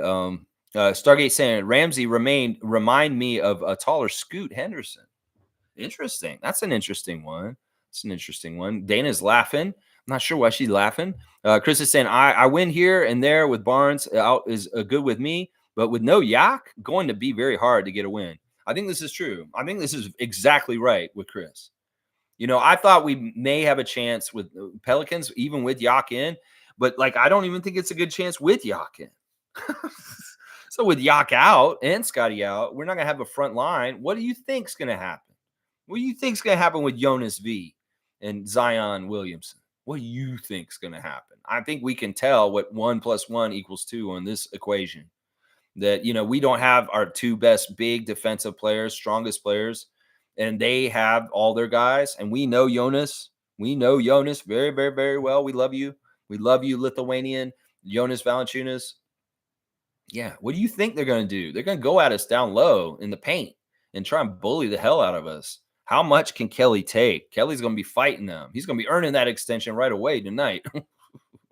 Yeah, Kelly Olynyk's going to be fighting these guys. In some ways, I want them to get another sizable guy just to help. Jonte will help, sure. But even Mohamedou coming up is not going to help in this department. In some ways, signing him as a two-way is not going to help with this. In some ways, it would have been better if they got Justice. But Justice obviously is not the person because, I don't know what's going on with Justice Winslow. I feel like he's gotten hurt again on the down low because he's not playing on back-to-backs for 905, and he misses games like every other game. So maybe his health is not reliable right now, and the Raptors can invest in him on being on the regular team like Mo G. I wish, because Justice has veteranism, and he's very, very strong and a good, low post kind of defender, kind of person in some ways that he could help us. I feel like he would help us, but in some ways he's not probably part of the future. And as I said, he's probably a little bit hurt right now still. So, Yeah, it's going to be tough. The size advantage for the Pelicans is going to be a huge thing. It's going to be hard to overcome. In some ways, these guys are going to have to gang rebound. These guys are going to have to crash the boards better. All of them are going to have to be going at the boards like Grady and Oshai would. They can't, none of them can be like going up the court. Y'all need to all go get those boards because we're going to need them. We're going to need them. Carlos saying, good morning, Lex. You excited on Larry's bid for WNBA? Nothing's official yet, but they will not deny it. But yes, I am, Carlo. I am for sure. I'm sure you are too. It's a great turn of events. And honestly, it's like writing a storybook. It's like kind of like a plot. There's a thing we want to do, but then there's a villain who thwarts it in the beginning, and there's a hero that arises and takes over the story. Teresa Resch and Larry Tannenbaum. Go get it. Go get it. And Ed Rogers, you're Jeffrey Jones. That's right. You're Jeffrey Jones. That's right. Let's see. Mo's saying Justin Champagnie on the Wizards now. That's right. I heard that. That Justin Champagnie has been picked up by the Washington Wizards on a two-way and will be playing for them for the rest of the season. Well, good for you, Justin. In fact, we'll see you guys near the end of the month. Washington Wizards game. I believe we're playing the Wizards sometime at some point this month, I think. I'm pretty sure we do. Let's see. Fiercely saying Champagnie becoming the new age Pat Bev. I mean, is he like that? Is his energy like that? What, because he's moving around so much? I don't know. It's weird to me that he's not the better brother. Like Julian has gotten better than him in the years in the league. When they both came in, I was like, Justin's the better twin. I watching him on the Raptors and some of the stuff he does, but no, Julian's starting for the Spurs. And he is not messing around with G League or nothing at this point. He's a full-fledged starter in the NBA. Meanwhile, Justin's messing around with two ways. I wouldn't have predicted that 2 years ago when Justin Champagnie was on our team, that Julian Champagnie is getting further in his NBA career than Justin. It's interesting. It's very interesting. Chris is saying, I know MLSC. Hang on. No. Oh, good. Logical's here. I love that Mike's here. I know MLSC is kind of an annoying ownership, but the strength of a combined organization has worked as well. It's the Rogers family, the one guy that's the problem.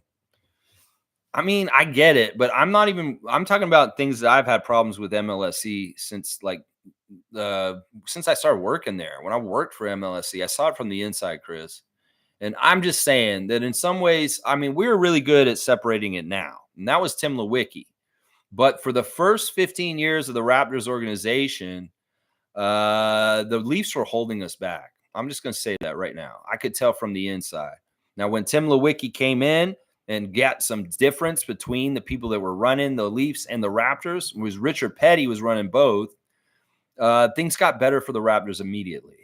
So don't underestimate the toxic, bad running of the Leafs and how much it bleeds over into how bad it messes with us. It was a big thing that was fucking us up for 15 years. In fact, that whole time with Vince Carter and everybody getting upset about what happened with that was partly a problem with the structure of MLSE that had the problems with Vince and Rob Babcock and all that kind of stuff. We're lucky since Masai and Tim Lewicki showed up that we've had separation. It could be a lot more toxic and weird. Now, if Masai leaves or anything changes, then we could be in a bad place. And that's part of the reason why I don't necessarily like standing next to him. I know that it works in some ways and it makes sense, the strength of it. But in some ways, it works against us also on the down low. You may be surprised to find out how inside in the inner workings. Part of it is the MLSE board and people, they really dote on the Leafs. Everything they can do to help the Leafs, they'll do it. They have to think about it with the Raptors and be like, well, are we really going to do this? Or, if the Leafs want something, they'll go do it. In some ways, we don't want to be treated as second-class team in our own organization by the organization. I'd like to have just one ownership group that owns the Raptors and doesn't have anything to do with the Leafs, because we do get treated differently and not as well in our own building. And it's a similar thing to like the Lakers and the Clippers being in crypto together. Just so you know. Country Kong saying, Lex, there's lots to discuss today. Yes, for sure, JP. I'm happy for Kelly and glad we got a hometown discount, but I'm disappointed that we waived Marquise. He was a G League All-Star over JFL and had an untimely injury. It's just how it goes. I hate saying it, but them's are the breaks. I mean, that's the thing. That's why it's so hard to make the NBA. It is so hard.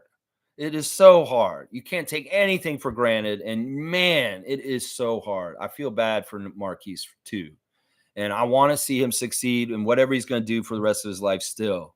It's just tough. It's just really tough. I don't know. They had to do this. I think it really had to do with the injury wasn't getting better, JP.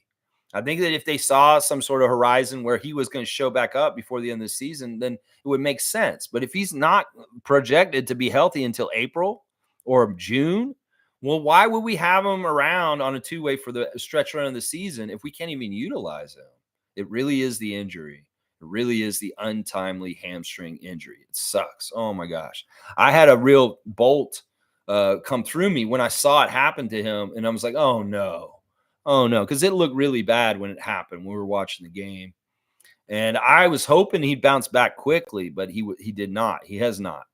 And that sucks. It's been like 2 months since he got hurt. Seriously. He got hurt at like the beginning of January. Maybe even, yeah, it was somewhere around then. Mo saying, glad to help with all the news yesterday. Yeah, Mo, you're great. You really do help out. We're all posting stuff in there. There's a lot of stuff in there between you and Trevor for sure. Mo saying, thank you, Grizzlies signed Raptors fans. Why are we thanking the Grizzlies? What did they do? Oh, because they beat Brooklyn? Okay. Seymour saying, who passed Scotty on the team for rebounds? He is second now. What?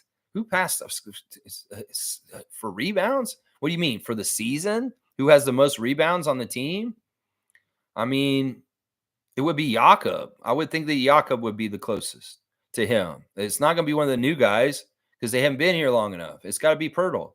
So if anybody passed Scotty for total rebounds this season, it's Jakob. I'm going to tell you that right now. Cool Cat saying, good morning, Raptor Free Crew. Scotty FC laid down the Twitter law. Very happy for the subgroup of the Raptors fan base. Scotty sure appreciated it. He let it be known. That's the best. Well, go after Grange now. You guys want a target list? I can give you a list, Scotty FC. Great people to go talk to. Maybe have a little chat and say, hey, maybe tighten up how you're talking around Scotty. He's our guy. We love him. That's right. Yeah, y'all be a force out there, Scotty FC. Put that fear in people. Yeah, put that fear in people for sure. Cool Cat saying WNBA in Toronto is still alive. Larry Tenenbaum, Teresa Resch. Nepo baby can't wield power on this. Love it. Yeah, just get it away from Rogers and do it yourself. That's right. I love it. Mike is here. Good to see Mike. And honestly, this is a perfect day for Mike to come in here because he can explain this Kelly Olynyk cap stuff better than me and also just general NBA and the Raptors moves. So here's what Mike has to say about Kelly Olynyk's extension. Logical Raptors fanatic. Give him a follow. Subscribe to his channel. It's great. Kelly's extension was priced well. Max part of it was based on his old contract he's on now, and the increase in the max based on the new rules. All right. I listen, I think it's a fair price. $13 million a year. I'm not upset with paying him that amount. I am not. He's at a certain point in his career. You're getting what you're getting because you're not only getting a player, you're not only getting a center, you're getting a mentor, you're getting a teacher, you're getting a somewhat hybrid coach. As far as the gold that can be mined from the mind of Kelly Olynyk for Grady Dick and Scotty Barnes is amazing. I mean, the little tricks of the trade that he can pass down to those young guys is just it's worth this money, is what I'm saying.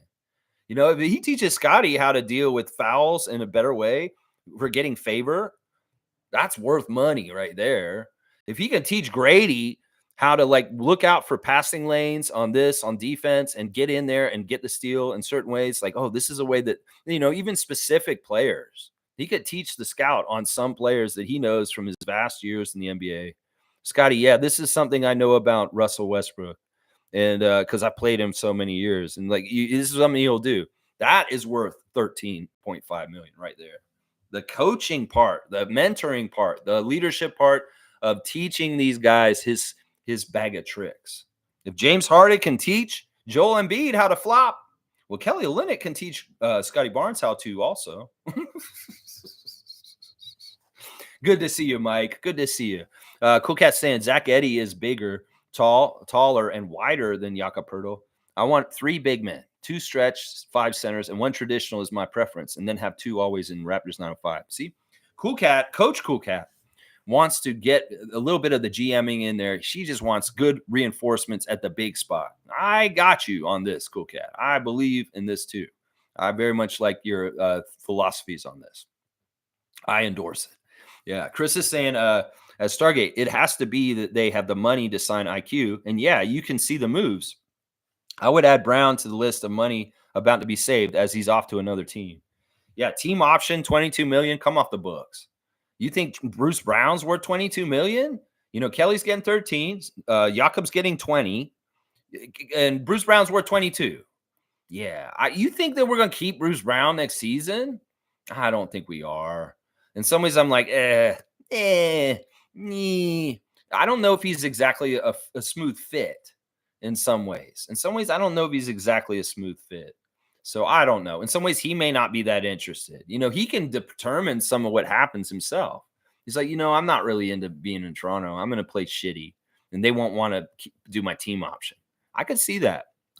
He can manipulate the situation by his play to a degree, and boom, he's just like, well, I'm sorry, guys, I wasn't good enough. All right, you're not going to take my option. All right, I'll go test the free agency market. He may not get 22 million a year.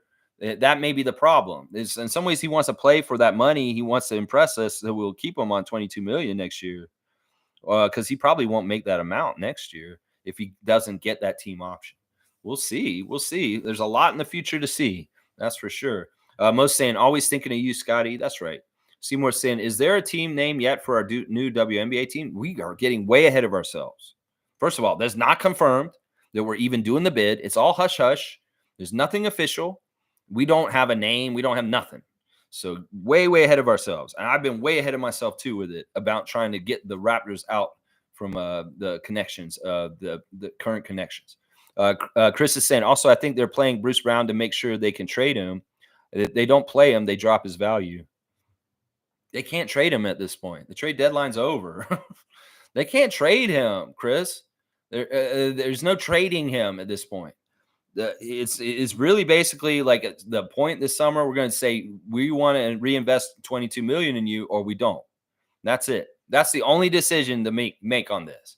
It's like, all right, you're under contract, but it's our option, team option, to either pay you 22 million or not. It's not a player option. It's not his choice. It's our choice, the team's choice. And at the end of the year, we say, was the way he's playing worth 22 million next year? Okay, then we make that decision, whatever it is. We'll see. We will see. Yeah. Country Kong saying, the reason I like Marquise was because he was one of the only true floor generals we had on the roster. He can shoot deep threes, get in the paint, and his playmaking is elite. He wanted to be the GOAT. I know. I feel so sad about this. Some people were trolling him on Twitter already about his big claims of what he was going to do with his career and kind of saying, yeah, where are you now? It's really not nice. In some ways, he was naive in some ways about being so grandiose with his dreams and putting them on blast. You can have them behind the scenes. Just don't put them out in front of everybody, because people will come around and be ugly in this kind of a situation at this point. I loved Marquise too. I still do. I think he was the most pure point guard on our team. And in some ways, getting guys like Carton and Ramsey are kind of replacements for him at this point. I'm sure that in some ways, Marquise's tweets and Instagram stories recently have been very inspirational about keeping his head up during dark times. He could have been hearing this from the team a couple weeks from now, saying, it's not, they may be real upfront with him and telling him, it's like, look, if you're not healthy by this time, we may have to waive you. And that may be what he knew was coming up. And that was part of the reason why he was saying it's always darkest and you just got pushed through kind of stuff. Oh, man. Yeah, he wanted to be the GOAT. Chris is saying, for career ups and downs, look at Duncan Robinson. He came back stronger, and that's what Boucher will have to do. When Bruce is gone, he'll get his second chance. For now, it's grind to improve. Yeah, Bruce isn't going anywhere for the rest of the season. And Chris is not going to – I don't know what's going to happen. They probably tried to trade Chris at trade deadline, and it didn't happen. So he's just a leftover remnant from the old team. And in some ways, Darko has not been interested in using Chris this whole season. He wasn't interested in him at the beginning of the season. He really wasn't a kind of player he wanted to work with too much. So I can see Chris leaving this summer. And I don't think that Chris is going to get any more regular minutes with the Raptors in his career at this point. I really don't. MSJ. I really, really don't. I can tell that this is how it is. Like he's had people have to come in to replace people, and he's avoided him and not brought him in at times. So people that love Chris, which is I'm one of them, we may need to get used to he's moving on, and that he's not a part of Darko's plans going forward. He just isn't. And why would he invest time on the court with him right now if he's not a part of our future? I think that that's the writing on the wall with all of this. It really was a telltale sign at the beginning of the season, the way he talked about Chris. He said Chris is a very interesting player. He wasn't really exactly giving him compliments. He was just kind of saying he's a very unique player in certain ways. I don't think he likes the way he plays defense. I think that that's the biggest problem with Chris his whole career is he's a very tall, lanky guy, but he does not have take space up and weight in certain ways down low. And in some ways, Darko, his philosophy is to protect the paint. And Chris is a help big. He's not a paint big. He's a help big. And in some ways, he can't body up with the biggest players in this league and effectively just stop them defensively. It's part of it. I think that may be the biggest thing that he values as far as big men. And if Chris doesn't have the size and strength to do it, he said, well, I don't want to even work with him. It's like he's going to go. He's going to go. I'm pretty sure. The writing's on the wall. Let's see. Monique saying, so happy for Teresa. Let's be honest here. Well, nothing's for sure, Mo. Let's not count our chickens before they're hatched. The rumor is that this is true, but nothing's been officially said. They're leaking it. They're kind of being coy about it, but nothing is official yet. But I'm pretty sure it's all true, and it's going to be awesome. It's going to be a great thing. It's going to be such a great thing. Seymour saying, well, she will be fine. She's from under the Messiah umbrella. Well, it's a great partnership. You know, the Raptors and the new WNBA team, speculative, that's coming.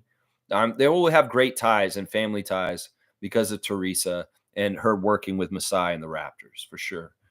G saying there's a bigger picture with, hang on. Whoa, why'd that jump so much? There's a bigger picture with the WNBA. Moms are also training their athletic kids like Grady. Imagine Gary Trent's situation where a WNBA player's child has ties and loyalty to playing in Toronto. Yeah, Gary Trent Sr. Yeah, and also making Toronto a basketball hub in the world will be attractive and fun for us fans. Yeah. That may be part of it is like hockey is scared of this shit. Toronto becomes more of a basketball city in certain ways. The WNBA could help this with the ladies. Yeah, the ladies.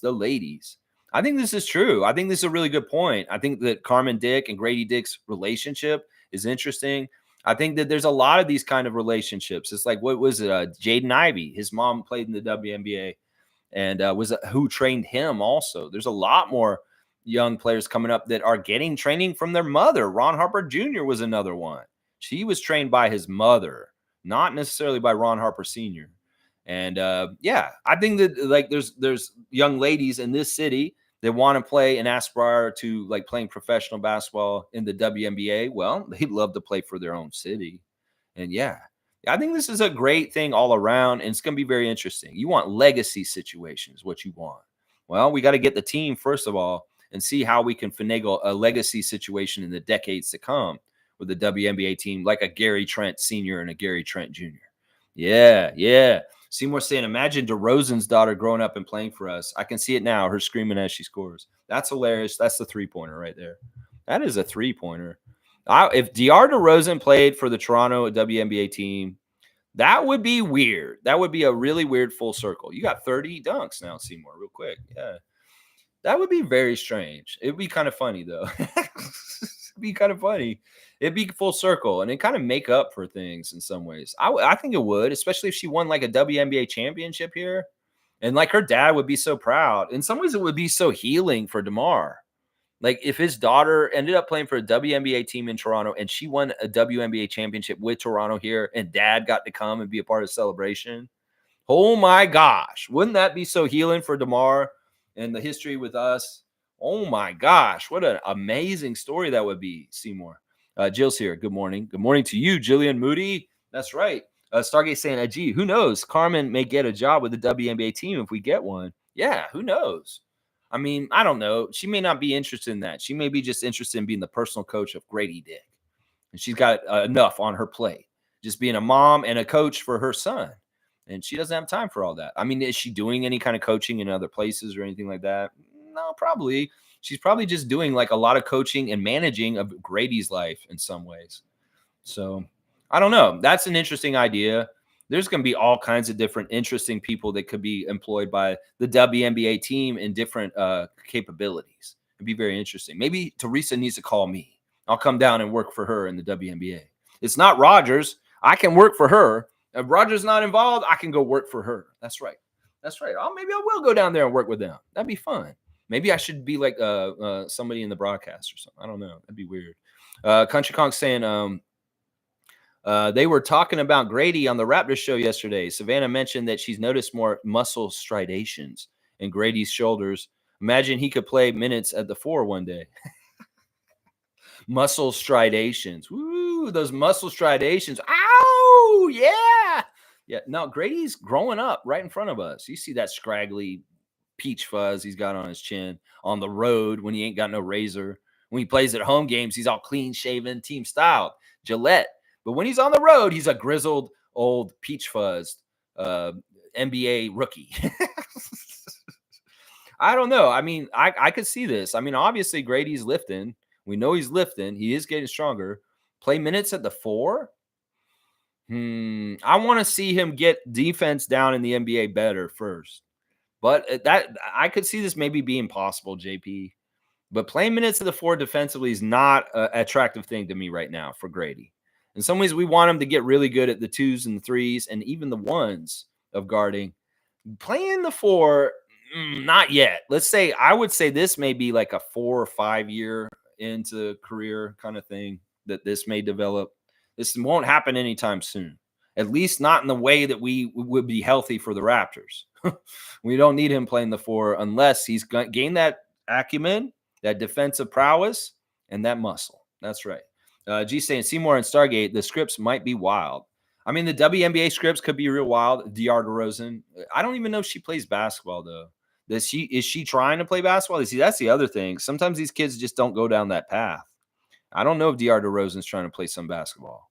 Be interesting, though, if she ended up in the WNBA somewhere somehow, and she either played for Toronto or killed Toronto later. All right, Carlos saying, I love it how Larry has his own private group. Yeah, the Kilmer group is awesome. They mostly work in construction. Larry Tannenbaum built this city. Yeah, he's like Starship. He built this city. He built this city on concrete. That's right. He's a concrete company. Larry Tannenbaum Kilmer Group is responsible for providing much of the concrete that this city has been built on. If there's any kind of big construction project, Larry's group is coming there to fill the concrete in. So, yeah, that's just a little side note about Larry Tannenbaum and the Kilmer Group. They're a concrete company. They lay concrete. They build big buildings out of concrete. Yeah, they made a lot of money building the buildings of Toronto all over the city. That's right. That's right. Carlos saying if Darko somehow pulls off tonight's game with a dub, he'll be known as a miracle worker. I'll get behind this. I'm handicapping this game tonight. I'm saying, we don't have a really good chance. Now, I would say these kind of games are flukes where the team that's obviously should lose does not lose, and they somehow win the game. Hey, I'm all for that script tonight. I'm all for that script. If we can figure out a way to win this game somehow, some way with no big man Jakob against Jonas and Zion, I'll be all over the moon about that. A lot is going to have to go wrong for the Pelicans for us to win tonight. I'm being serious here. I'm just being honest. I can look at the track record of the Raptors versus the Pelicans in the last couple of years and just tell you an educated opinion is we're going to get beat. Yeah, we're going to get beat. But if we get that W somehow, some way tonight, hey, and it's like you said, Darko may get a lot more clout as a coach for the Raptors and maybe more respect from Raptors Nation because of a huge win over the Pelicans tonight. That'd be awesome. I'm all about writing that script, Carlo. I'm all about writing it. Chris is saying, I think Grady is ways off from the stronger body he will have one day. It's the summer where he's going to be in the weight room to put on 20 pounds of muscle. I like that. Like I said, I think it'll be like 4 or 5 years into his career if he's going to be guarding any 4s. But I don't think that that's out of the question. Some people say that sounds crazy. No, I think in time that could happen. Seriously. Stargate saying Bruce, Gary, and Chris are probably coming off the books. That frees up a lot more money. Yeah. That's what I'm saying. These guys may not be in the future for us, and they're a chunk of our salary cap. And Stargate is on it. Yeah. Jillian saying Chev's really upset about Marquise leaving. I think we all are. I mean, we're rooting for this guy. I'm so glad I wrote the Christmas song for him this year. Oh my gosh. I'm so glad I did the Marquise Noel song on Christmas Day. His birthday, by the way. It's really weird. His last name is Noel, and he was born on Christmas. It's like he's from the Noel family. They're all Noels, but he's the one who was born on Christmas. That's a special Christmas baby, Marquise Noel. Noel, Noel, Marquise Noel. I am so sad you got waived yesterday. Yeah, I hate this. I hate it too. I'm upset like Chev is, but I'm being realistic. And there were good news yesterday too. So the morning of Marquise getting waived is balanced with some good WNBA news, Kelly Olynyk's extension, successful Scotty surgery. It's tough. It's tough. Cowboy saying, good morning, Miss Moody. Good morning. Jill saying, Seymour, Nebhard's your cousin? That means you're famous. I like you. That means he's famous because he's cousins with Andrew Nebhard? What? And you only like him because he's famous? What the hell, Jill? Oh, that's funny. All right, let's see. Chris is saying, I know they can't trade Brown now, but I guess not a trade, but they just release him at the end of the year, whichever. I can't see him back. That's what it is. It's the option. We just say, yeah, we're not going to reinvest with you for the $22 million. You're off the books. You're a free agent, my guy. There you go. You're free to the wild, Bruce Brown Jr. Wear your hunter's outfit so you're ready to be out there. Stargate saying, JaVale McGee's mom also trained him. JaVale. JaVale's mom trained him how to play basketball. See, there you go. There you go. Breaking stereotypes and showing that women in sports isn't just good for women in sports. It's good for men in sports also. That's right. Seymour saying, Jill, I ain't famous. Just low key get my own money. Live life to the fullest type of guy. 100%. Holding it down in the mountain time. Seymour Pape in the minus 20 degree Alberta weather right now. Yeah, I do not envy you, my guy, Sheriff Seymour Pape. David's here. Good to see David Saborin. Track record doesn't mean shit when 95% of the team has changed. We're getting W tonight, Lex. Deal with it. Wow, David's in here. Yes, David's getting a three-pointer. We're giving David a three-pointer for being sassy and putting me in my place on this one. That's right. He's like, what are you talking about, Lex? You're a positive Raptors fan. It's a Raptor Freak family. You're supposed to root for this team. You're supposed to believe in them, even if you sound crazy. Even if it sounds like you're drinking that purple Kool-Aid, the Raptors pooper Kool-Aid of positivity that you think they're going to beat the Pelicans. What the fuck? You need to listen to David, Lex, and tell you, what the hell? This is a different team. You don't know what this team will do against them. Maybe there's some magic combination. Maybe Ashai Abaji is just a stopper to Zion Williamson somehow, some way. I don't know. You might be right, David. Maybe I am getting too far ahead of my thing. And I love that you said 95%. It's just like 95 the year the Raptors started. That's right. Track record don't mean shit, Lex. What are you doing? Believe in the Raptors. All right, David. Noted. I will do this. Yes. Dap. All right, let's see. Monique is saying news and notes. Patrick Patterson got his number retired by Kentucky recently. There you go, Pat Patterson. You know, I have to tell y'all on my birthday list, he's coming up. His birthday is this month coming up. No birthdays today, y'all. Just so you know, no Raptors birthdays today. At least not on my calendar for former players. But Pat Patterson's birthday's coming up. He's a March birthday. So, yeah, congratulations to former Raptor Patrick Patterson and the Kentucky Wildcats for retiring his number up there in the jerseys. And, yeah, I'm sure our guy Bryce was on top of that, too. Carlos saying, do we know if Marquise is still on 905 or waived down there, too? I think he's just gone. It's the same as Ron Harper Jr. The same action that we did to Ron Harper Jr. earlier this season has been done to Noel as of yesterday. So it's sad. It's sad. No, you're not going to see him on the Raptors bench or the 905 going forward. He is waived straight up. Yeah. Jill saying, laugh out loud. I have a relative born on Christmas Day. Keep singing. You got to go watch my old song, Jill. Were you around for Christmas? I'm pretty sure you were. Just go in my archive and look for a Christmas Day song. It'll be a short little stream, and it'll just be me singing my Noel song, Marquise Noel song. I do a Christmas song every year. There's been 3 years of Christmas songs. I did Marquise Noel this past year.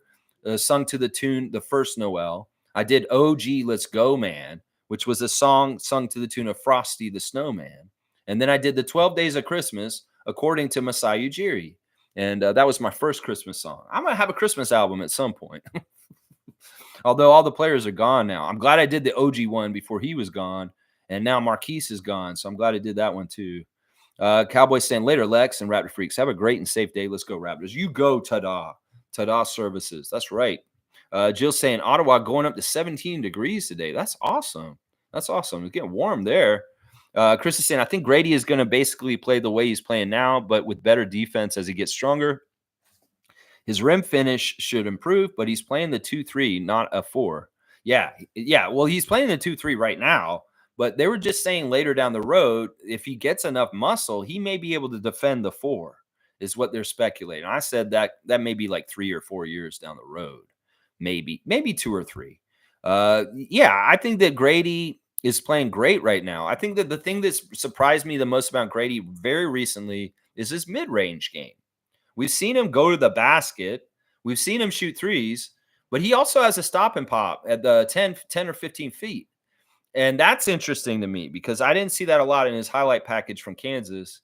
And I didn't see it a lot this year until recently. There's been a couple times where he stopped and popped before going all the way to the basket, reading that. And that's an interesting thing. If you can have all 3 levels, that's good. So him showing a mid-range game all of a sudden has been a nice new development for Grady Dick. Yeah, Jill saying, see you, Cowboy. Enjoy your day. Love you guys. Have a great day, David. See you, David. There's some crazy fantasy basketball matchups this week.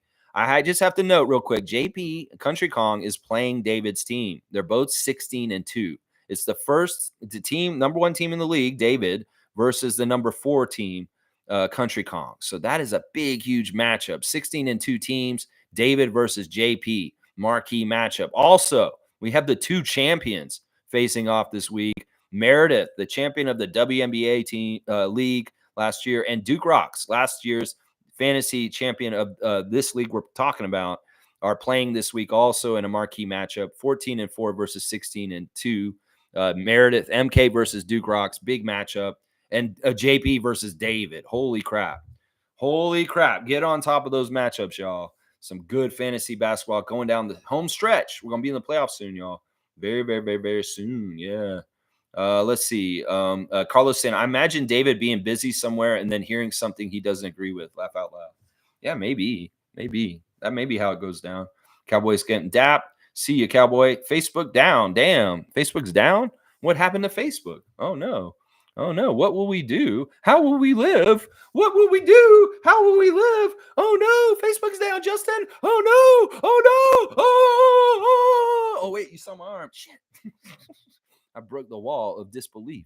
All right. Let's see. Seymour saying plus 17. What the fuck? I'm shivering in minus 23. Yeah, it's beautiful here right now. Sun is shining. Weather is sweet. Blue skies above. Yeah. Stargate saying, I like Patrick Patterson. Probably one of the top 5 one-on-one defenders in Raptors history. I don't know about that. I've never really thought of Patrick Patterson as a well-known defender. He was an interesting player. I really liked his 3 shots. And I don't know. He's a weird player. I love that era of the Raptors. That was really like when we were getting out of the mud and building our culture with DeMar and Kyle, Corey Joseph, all those kind of guys on that team with Patrick Patterson, DeMari Carroll, Terrence Ross, Jonas Valanciunas era. Man, yeah, Patrick's an interesting one. I never really thought of him as one of the best defenders, though. That's an interesting take on him. Infamous saying, salute, freaks. Every 905 that got converted needs to thank Noel because his playmaking and passing made them look good. That's those who watch 905 games know what I'm talking about. I will give you this. I will give you this, Infamous. I will give you this. I think this is true. I'm going to give you a 3-pointer for this, too. I'm getting a lot of 3s today. Yeah, I think this is true. I think that in some ways, Javon Freeman, Liberty, Mogi, Jonte Porter, in some ways, they can thank Marquise for making them look good earlier in the season. Now, a lot of the work recently, obviously, Marquise hasn't been around, but they made it on their own merits from that. But yeah, so Instagram's okay, though. All right, at least Instagram is okay. Oh my gosh, Facebook, what's wrong with you? Facebook, you're on the ground. You're all beat up. What the hell happened to you? Man. All right. Infamous is saying the Raps did Noel dirty, in my opinion. He was a G League All Star and was the best player on the team before going down. They should have allowed him to come back and prove before getting rid of him. Yeah, you know what? I explained this kind of earlier, Infamous, and I'm with you on this. I think that ideally this is what they would have liked to do, but we've got to understand the timeline of things. The season's almost over. We've basically got a month and a half for the NBA season and only a month for the G League.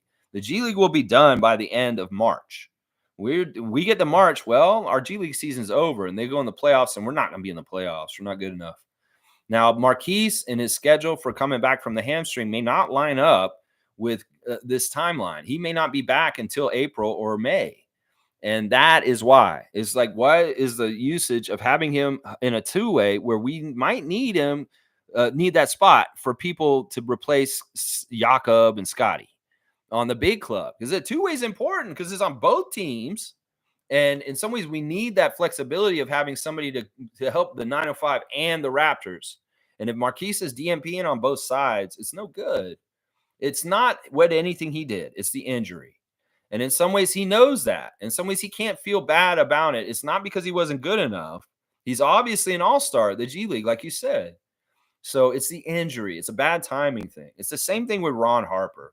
Ron Harper would have been on this team still if he didn't have a season-ending injury.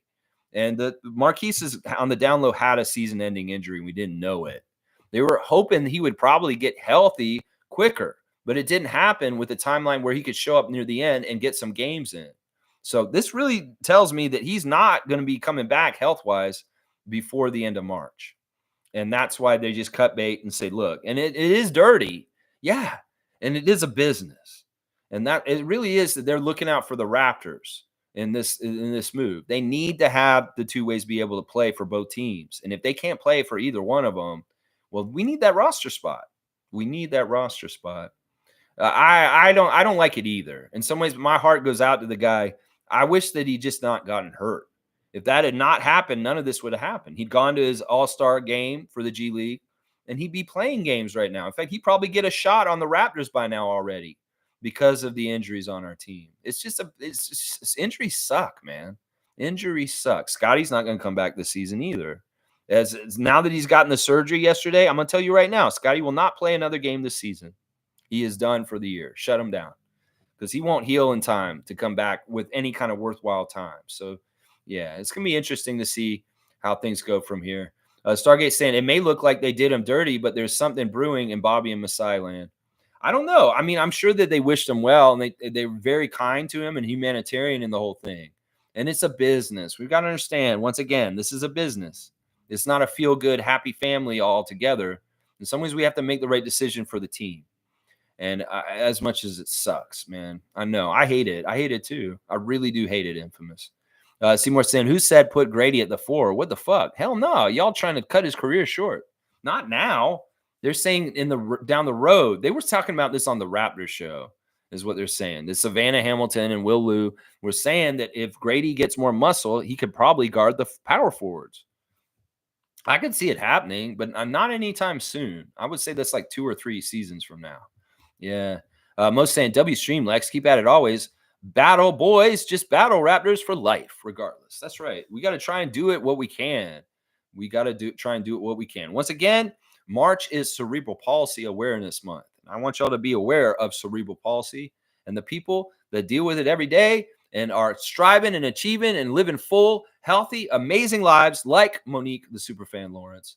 So please be aware of cerebral palsy and the people that have the condition and are striving and achieving and being superstars in the community no matter what. That's what it's all about. There you go. That's right. Keep battling. Raptors for life. Let's go. Yeah, Carlos saying Noel will end up on the NBA regardless. He's too good. We'll have to see. I hope so. What if this injury is so bad he loses a step?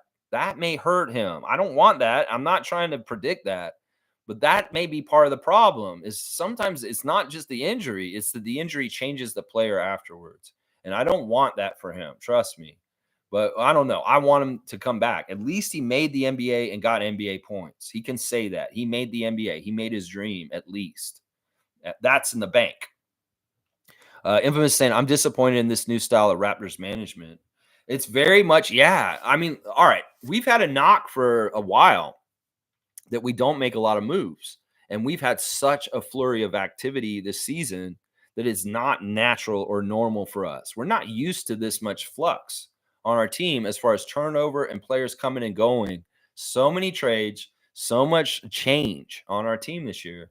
It's been jarring for Raptors fans who have been used to kind of a static roster that maybe a few players change year to year, but there's no major overhauls. That is the biggest thing that's kind of different about this year that's weird and jarring. I mean, I get it. You're saying that you don't like the new style of Raptor management. I think it's just necessary for us to shed our skin and do it in a timely fashion in a short period. In some ways, these changes are jarring, they're disruptive, they're distraction. That we've seen them be done on days of games, like the Detroit game with the OG trade, and it's been absolutely annoying. In some ways, we're gonna have a period of transition where we're a lot of change going on. Let's get it all done right now. Dump it, plop it all in this season that's been lost already. This offseason, there will be more of it. We're not totally done. But with more of the change now, this season in the offseason, maybe hopefully we'll have a very static, consistent thing going forward in the fall with training camp and going into the next season. That's the thing we can hope for. Yeah, the change this season has been jarring and not normal for our franchise. And Raptors fans have had to adjust to very much looking at the lineup sheet and trying to figure out who the fuck is playing for us. Yeah, it's just how it is. I mean, the new style of Raptors management is temporary and it's for this transitory period. Don't expect it to continue once we get set in some ways. There'll be little tinkering moves like the norm for the Raptors in the last 10 years under Masai. Now, this was really a deluge of moves and movement and changes with the team, much more than ever any year that I can remember since the expansion years, really. So it's very interesting. Yeah. Very, very interesting. He's saying rely on Masai. That's right, Seymour Pape. I'm gonna give you a dunk just for saying rely on Masai. I love it. Yeah, trust in Masai, rely on Masai. These guys are not doing us wrong. We know that. You know, in some ways, it's a sad part of the business. What happened in Noel yesterday? It's just a sad part of the business. That's right. This is Masai saying it was like, you want me to be colder? You want me to be more heartless? What he had to do to Marquise Noel yesterday. You don't make a man like Masai Ujiri be nastier to people and more heartless. He's already a cold guy in some ways with some of the GM and things he has to do. Yeah, he's cold. He's cold. Trevor's saying, I'm about to strike up my barbecue grill and put some chicken on pulling my cooler out in the backyard, a couple beers, have some fire sticks so I can put some smoke up in the air. There you go, Trevor J. Do it right. Do it right like a Raptor freak would. Get that outside BBQ going. That BQ. Yeah, it's a BQ today. No Barnes. Damn it. No Barnes. But you can still do a BQ. Do that BQ. BQ chips is like barbecue chips, BQ chips. But the BBQ chips are even more flavorful when you got BBQ chips. But right now we only got BQ chips. It is what it is. We'll just have to deal with BQ chips until the BBQ comes back. Yeah. Infamous saying, seems like we got rid of the ones we want to be, the one that want to be here, and keep the ones that don't. Shaking my head. All right. Infamous sounds like he's really in a negative mood right now. All right. I don't think this is true. I mean, maybe Siakam. We could say that. Maybe we say Siakam. But I don't want to say that about any of the other guys who have left. I don't think OG wanted to be here. I think that the writing on the wall with OG had been going on for about a year already. And in some ways on the down low, OG being halfway out of our team was kind of fucking us up on the down low. Pascal, yeah, he wanted to be here right up until the end. And then the very bitter end, he relented and was like, yeah, I'll go to Indiana. Yeah, I know that's true. Fred, it's to be determined. Fred lied his last year here, and he's with Clutch. I don't think this is a true statement. I think that the ones that want to be here are here now. Scotty, RJ, Kelly, these are guys who want to be here. You don't think RJ's very happy to be in Toronto? I don't know.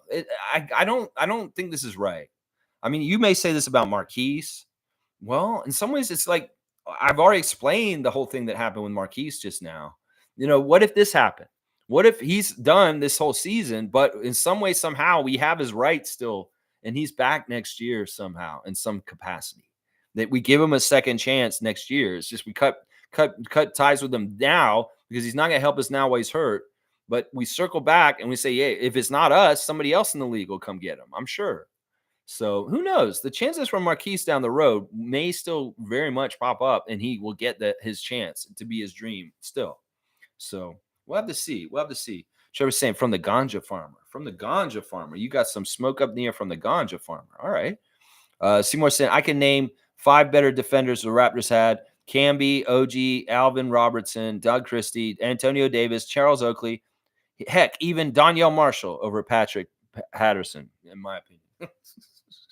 He went all over the timeline of the Raptors there. That's how I know Seymour's a real one. He's like mentioning Doug Christie and Alvin Robertson.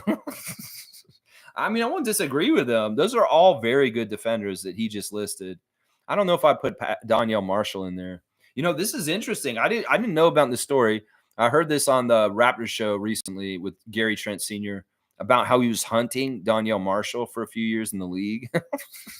It's ridiculous. In some ways, this story didn't come off in the right way, Gary Trent Sr. You think you sound tough and badass, and in some ways, it sounded really kind of cheesy. The fact that you were holding a grudge against Donyell Marshall for so long. I mean, I get why. Donyell humiliated Gary Trent Sr. in a practice or in a camp. And Donyell was like, he's from Connecticut, UConn. Donyell played for a big school. And Gary Trent Sr. played for the MAC, Shack of the MAC, not a Division I. And well, they showed up to a camp, and Donyell Marshall said to Gary Trent Sr., who the hell are you? Why you don't belong here?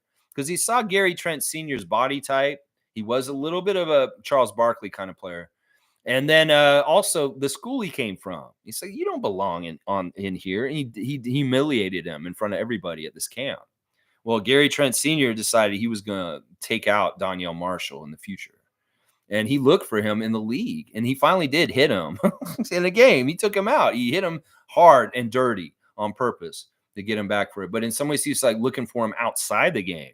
He'd come to cities where Donyell Marshall would be. And he'd say, where is he? Where is he? And he'd try and find him in the club because he wanted to fight him in real life. And Gary Trent Sr. was being very proud of this on the Raptors show and talking about this. But this is stuff from an old age. Some people are not going to think that this is cool, Gary. Some people may think this is kind of psycho and kind of like holding a grudge and like headhunting somebody because you want to get back at them to physically hurt them in real life. It's not a good look. Toronto market doesn't get behind that kind of shit. Let's just put it that way. We're nonviolent. And a lot of people would like look down on you for it. It's not the cool story that you think it is. In some ways, some of the people, even Lindsey Dunn was uncomfortable while you're telling the story on the chat. I could tell. So that's an interesting story that our former Raptors, well, one of them had a bounty out on Donyell Marshall. He wanted to beat his ass. Very, very interesting. Yeah, that's Gary's dad. It's Gary's dad right there. Yeah. Jill saying -20. Oh my God. I remember -33. Just wear the Eddie Bauer down coat with the hood and the winter duck shoes or boots, and you'll be fine in dry or cold. Cheers. Jill being such a matron. Trying to, oh, look, this is what you need. I'll get a warmer coat. Make sure you wear your down jacket. She's looking out. There you go. Seymour saying, cool, Jillian, thanks. I'm under armored right now. He's under armored. He's armored with Under Armour. And that's good. Layers is the key. Layers is the key. Yeah, get that windbreak in the layer and then get that warm layer underneath. That's right. Infamous saying, I believe these decisions are not all on Masai. I believe his hands are being tied and forced into some of these decisions.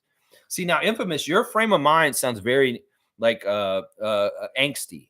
Like you feel like what's happening right now is bad. I don't feel this way. I feel like everything we've done this year has been very productive and been very much targeted in a whole grand scheme of a great plan. And I don't think that you're right. I think that Bobby and Masai are maneuvering this team themselves. And of course, they're going to have cap considerations they have to think about with the ownership group and what they're willing to do as whether they're going to be willing to go into tax or any of that kind of stuff. They got to manage with that. But I'd be surprised if it wasn't exactly them doing this stuff and nobody else is messing with them to do this. I think that they take the challenge of the job within the parameters of being the only Canadian team in the NBA and also with the difficulties they have with our ownership group as a really fun challenge. And they want to be badasses and strive for success and get that success despite all the obstacles and things that are set up against them. So I'm going to disagree with you. I'm not as pessimistic about any of the things that you're talking about today, as far as the moves, about as far as like somebody's puppeteering over Masai and Bobby, telling them what to do. I think that they've done a very good job. It's very much clear what they're doing, and most of the NBA is seeing it, and they are applauding them. They're not saying like they were 2 years ago, I don't understand the Raptors. What the hell are they doing with their team? They understand us now, and they are actually giving us a claim for the moves we made this year.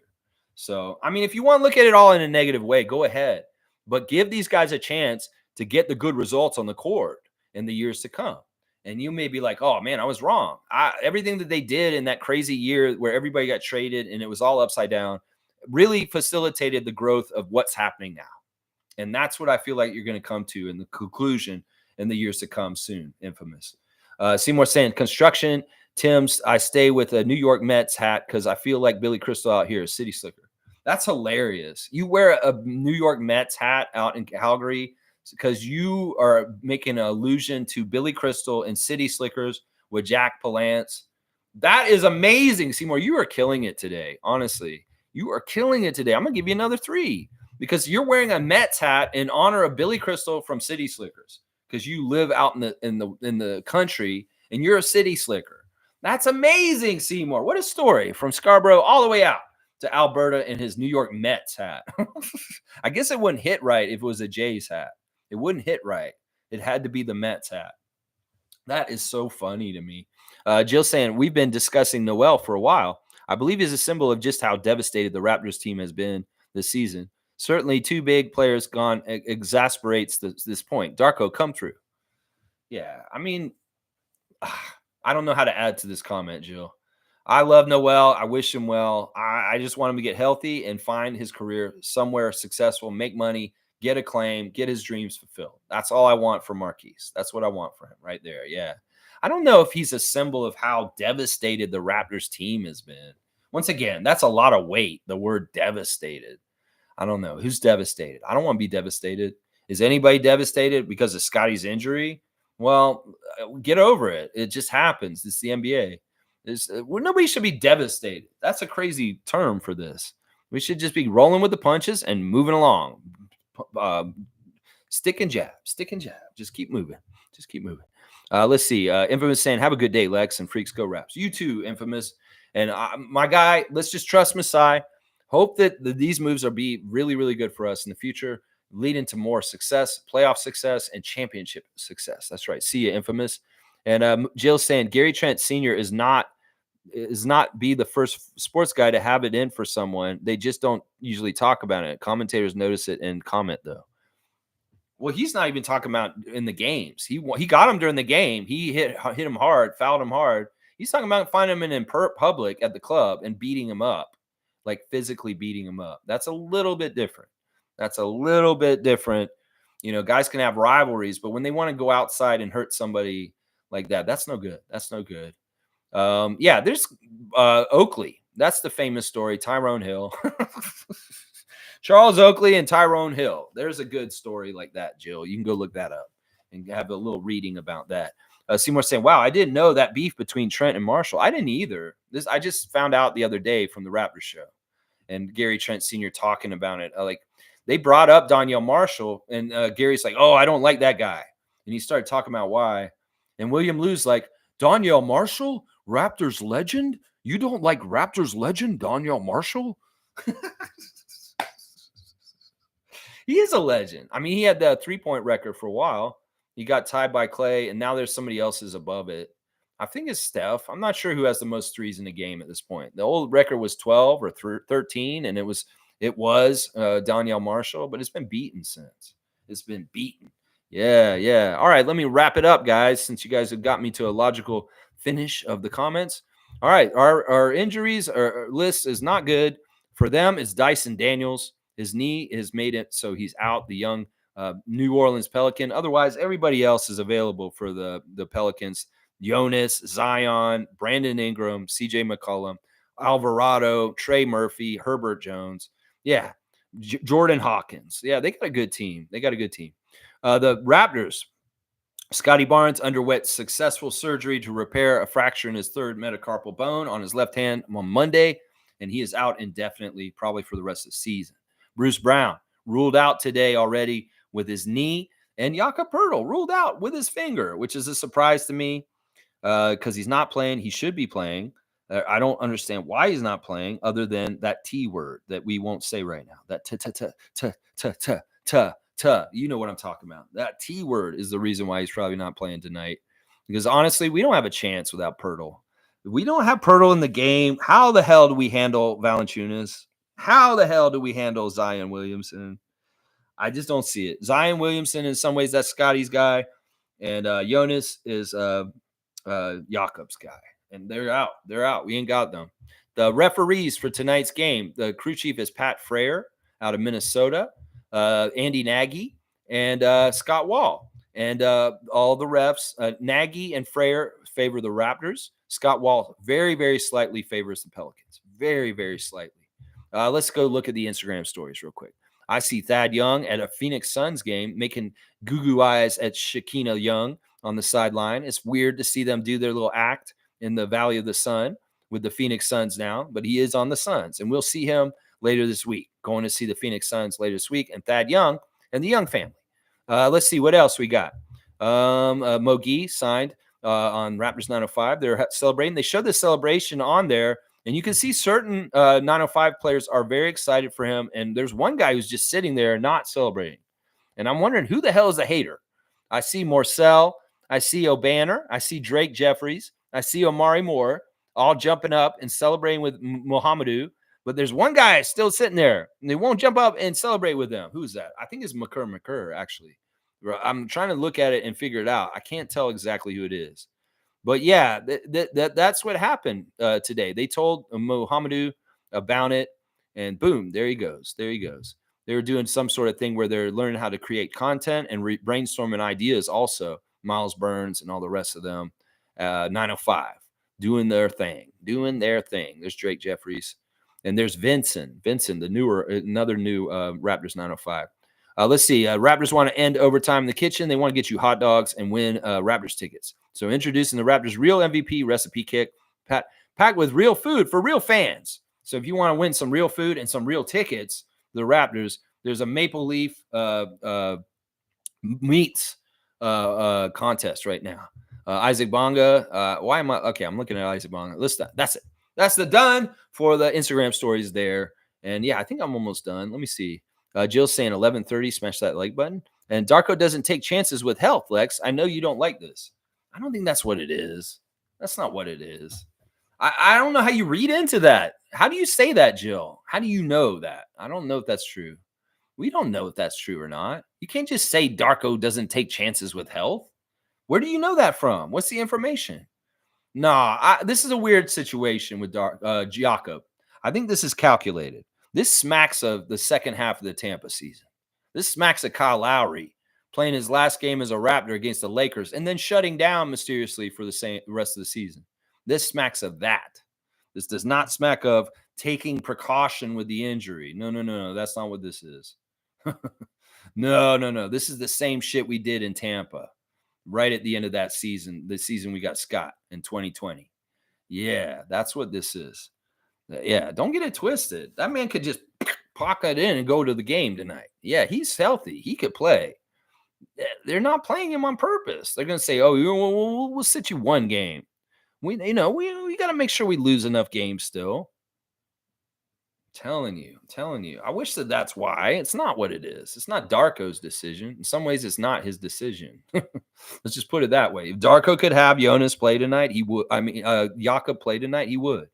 He would. I'll bet you money. If he had the option, besides saying, we don't really want to play Jakob tonight because his finger got dislocated. I really need him. I need the size. And Darko's not telling them not to play Jakob. The medical staff and front office are telling him not to play Jakob. Darko would play Jakob if he could. Trust me. Racimo's saying, I definitely miss Lex and the crew. Oh, Edmund. Edmund's in Japan right now, guys. He's on a family vacation. He's been at places like Mount Fuji lately. Amazing pictures and content coming from you, Edmund, right now. Race Mode definitely travels. Traveling to Japan right now. I hope everyone is well and continue to stay positive in the path towards another chip. We are still champions. There you go, Race Mode Daily. I'm going to give you a dunk. for checking in with us and saying and reminding us we are still champions. That's exactly right, Edmund. I love it. I love it. And Jill saying, what if there's more to it with Jakob's finger? There's nothing more to it. It's just a dislocated pinky finger. This one. Jill, come on now. I pay attention to injuries, and I know injuries really well. This is not a reason for him to be out today. This is a precautionary, and in some ways, it's stupid. He'd probably be ready for this road trip. Maybe they're like, we'll take one game off. I don't think they can beat the Pelicans in some ways.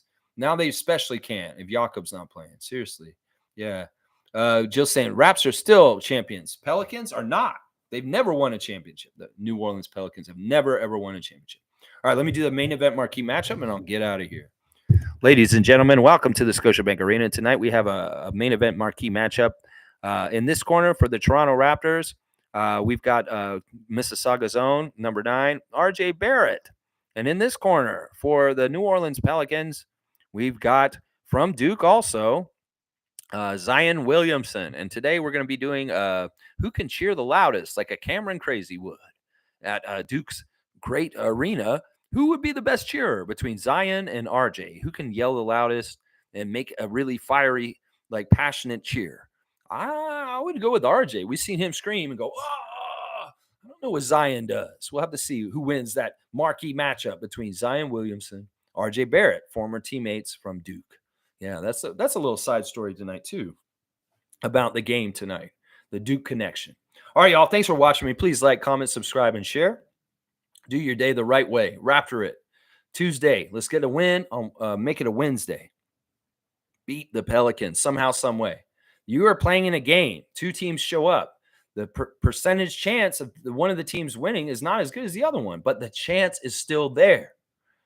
NBA, anything can happen on any given night. It's a magical game where sometimes the things that you think will happen don't happen. And I'm hoping that's what happens tonight. Maybe there's some way some people can make some money off this game because it's such an overwhelmingly favorite that the Pelicans will win tonight. Let me go look at this real quick. I can actually give you guys the odds on what they think as far as who's going to win tonight. Right now, they say 75% chance the Pelicans are beating us tonight. So we have a 1/4 chance is what they're saying. Usually it's a lot more 50-50. This is 75-24 split on the ESPN matchup predictor with the Pelicans and the Raptors tonight. So just so y'all know, there you go. There you go. All right, Race Mode saying, sorry, I know it's the end of the Alexathon, but Lex, quick thoughts on the Kelly contract signing. I've been out of touch. It's a great move. I said at the beginning, it's helpful to Team Canada. It's helpful to the Raptors salary cap, and it's helpful to Kelly Olynyk staying in a Raptors jersey and staying in Canada and playing for our team. So it's all around just a badass move. It's going to help free up more cap space this summer, and it's going to help Team Canada because Kelly already has it in a contract going into the summer. So there's no overhanging free agency shit that he has to deal with when he should be thinking about Team Canada and Paris Olympics. So it's a really good signing all around. Thank you, Kelly, for doing it and getting set up with the Raptors and also helping out Team Canada at the same time. Let's go. There you go, Ray Edmund. There you go. All right, y'all. Thanks for watching me. Thanks for watching me in Japan. That's right. International, baby. Let's go. Beat the Pelicans tonight, Raptors. Let's defend the North and let's beat them. North over everything, baby. Let's go, Raptors.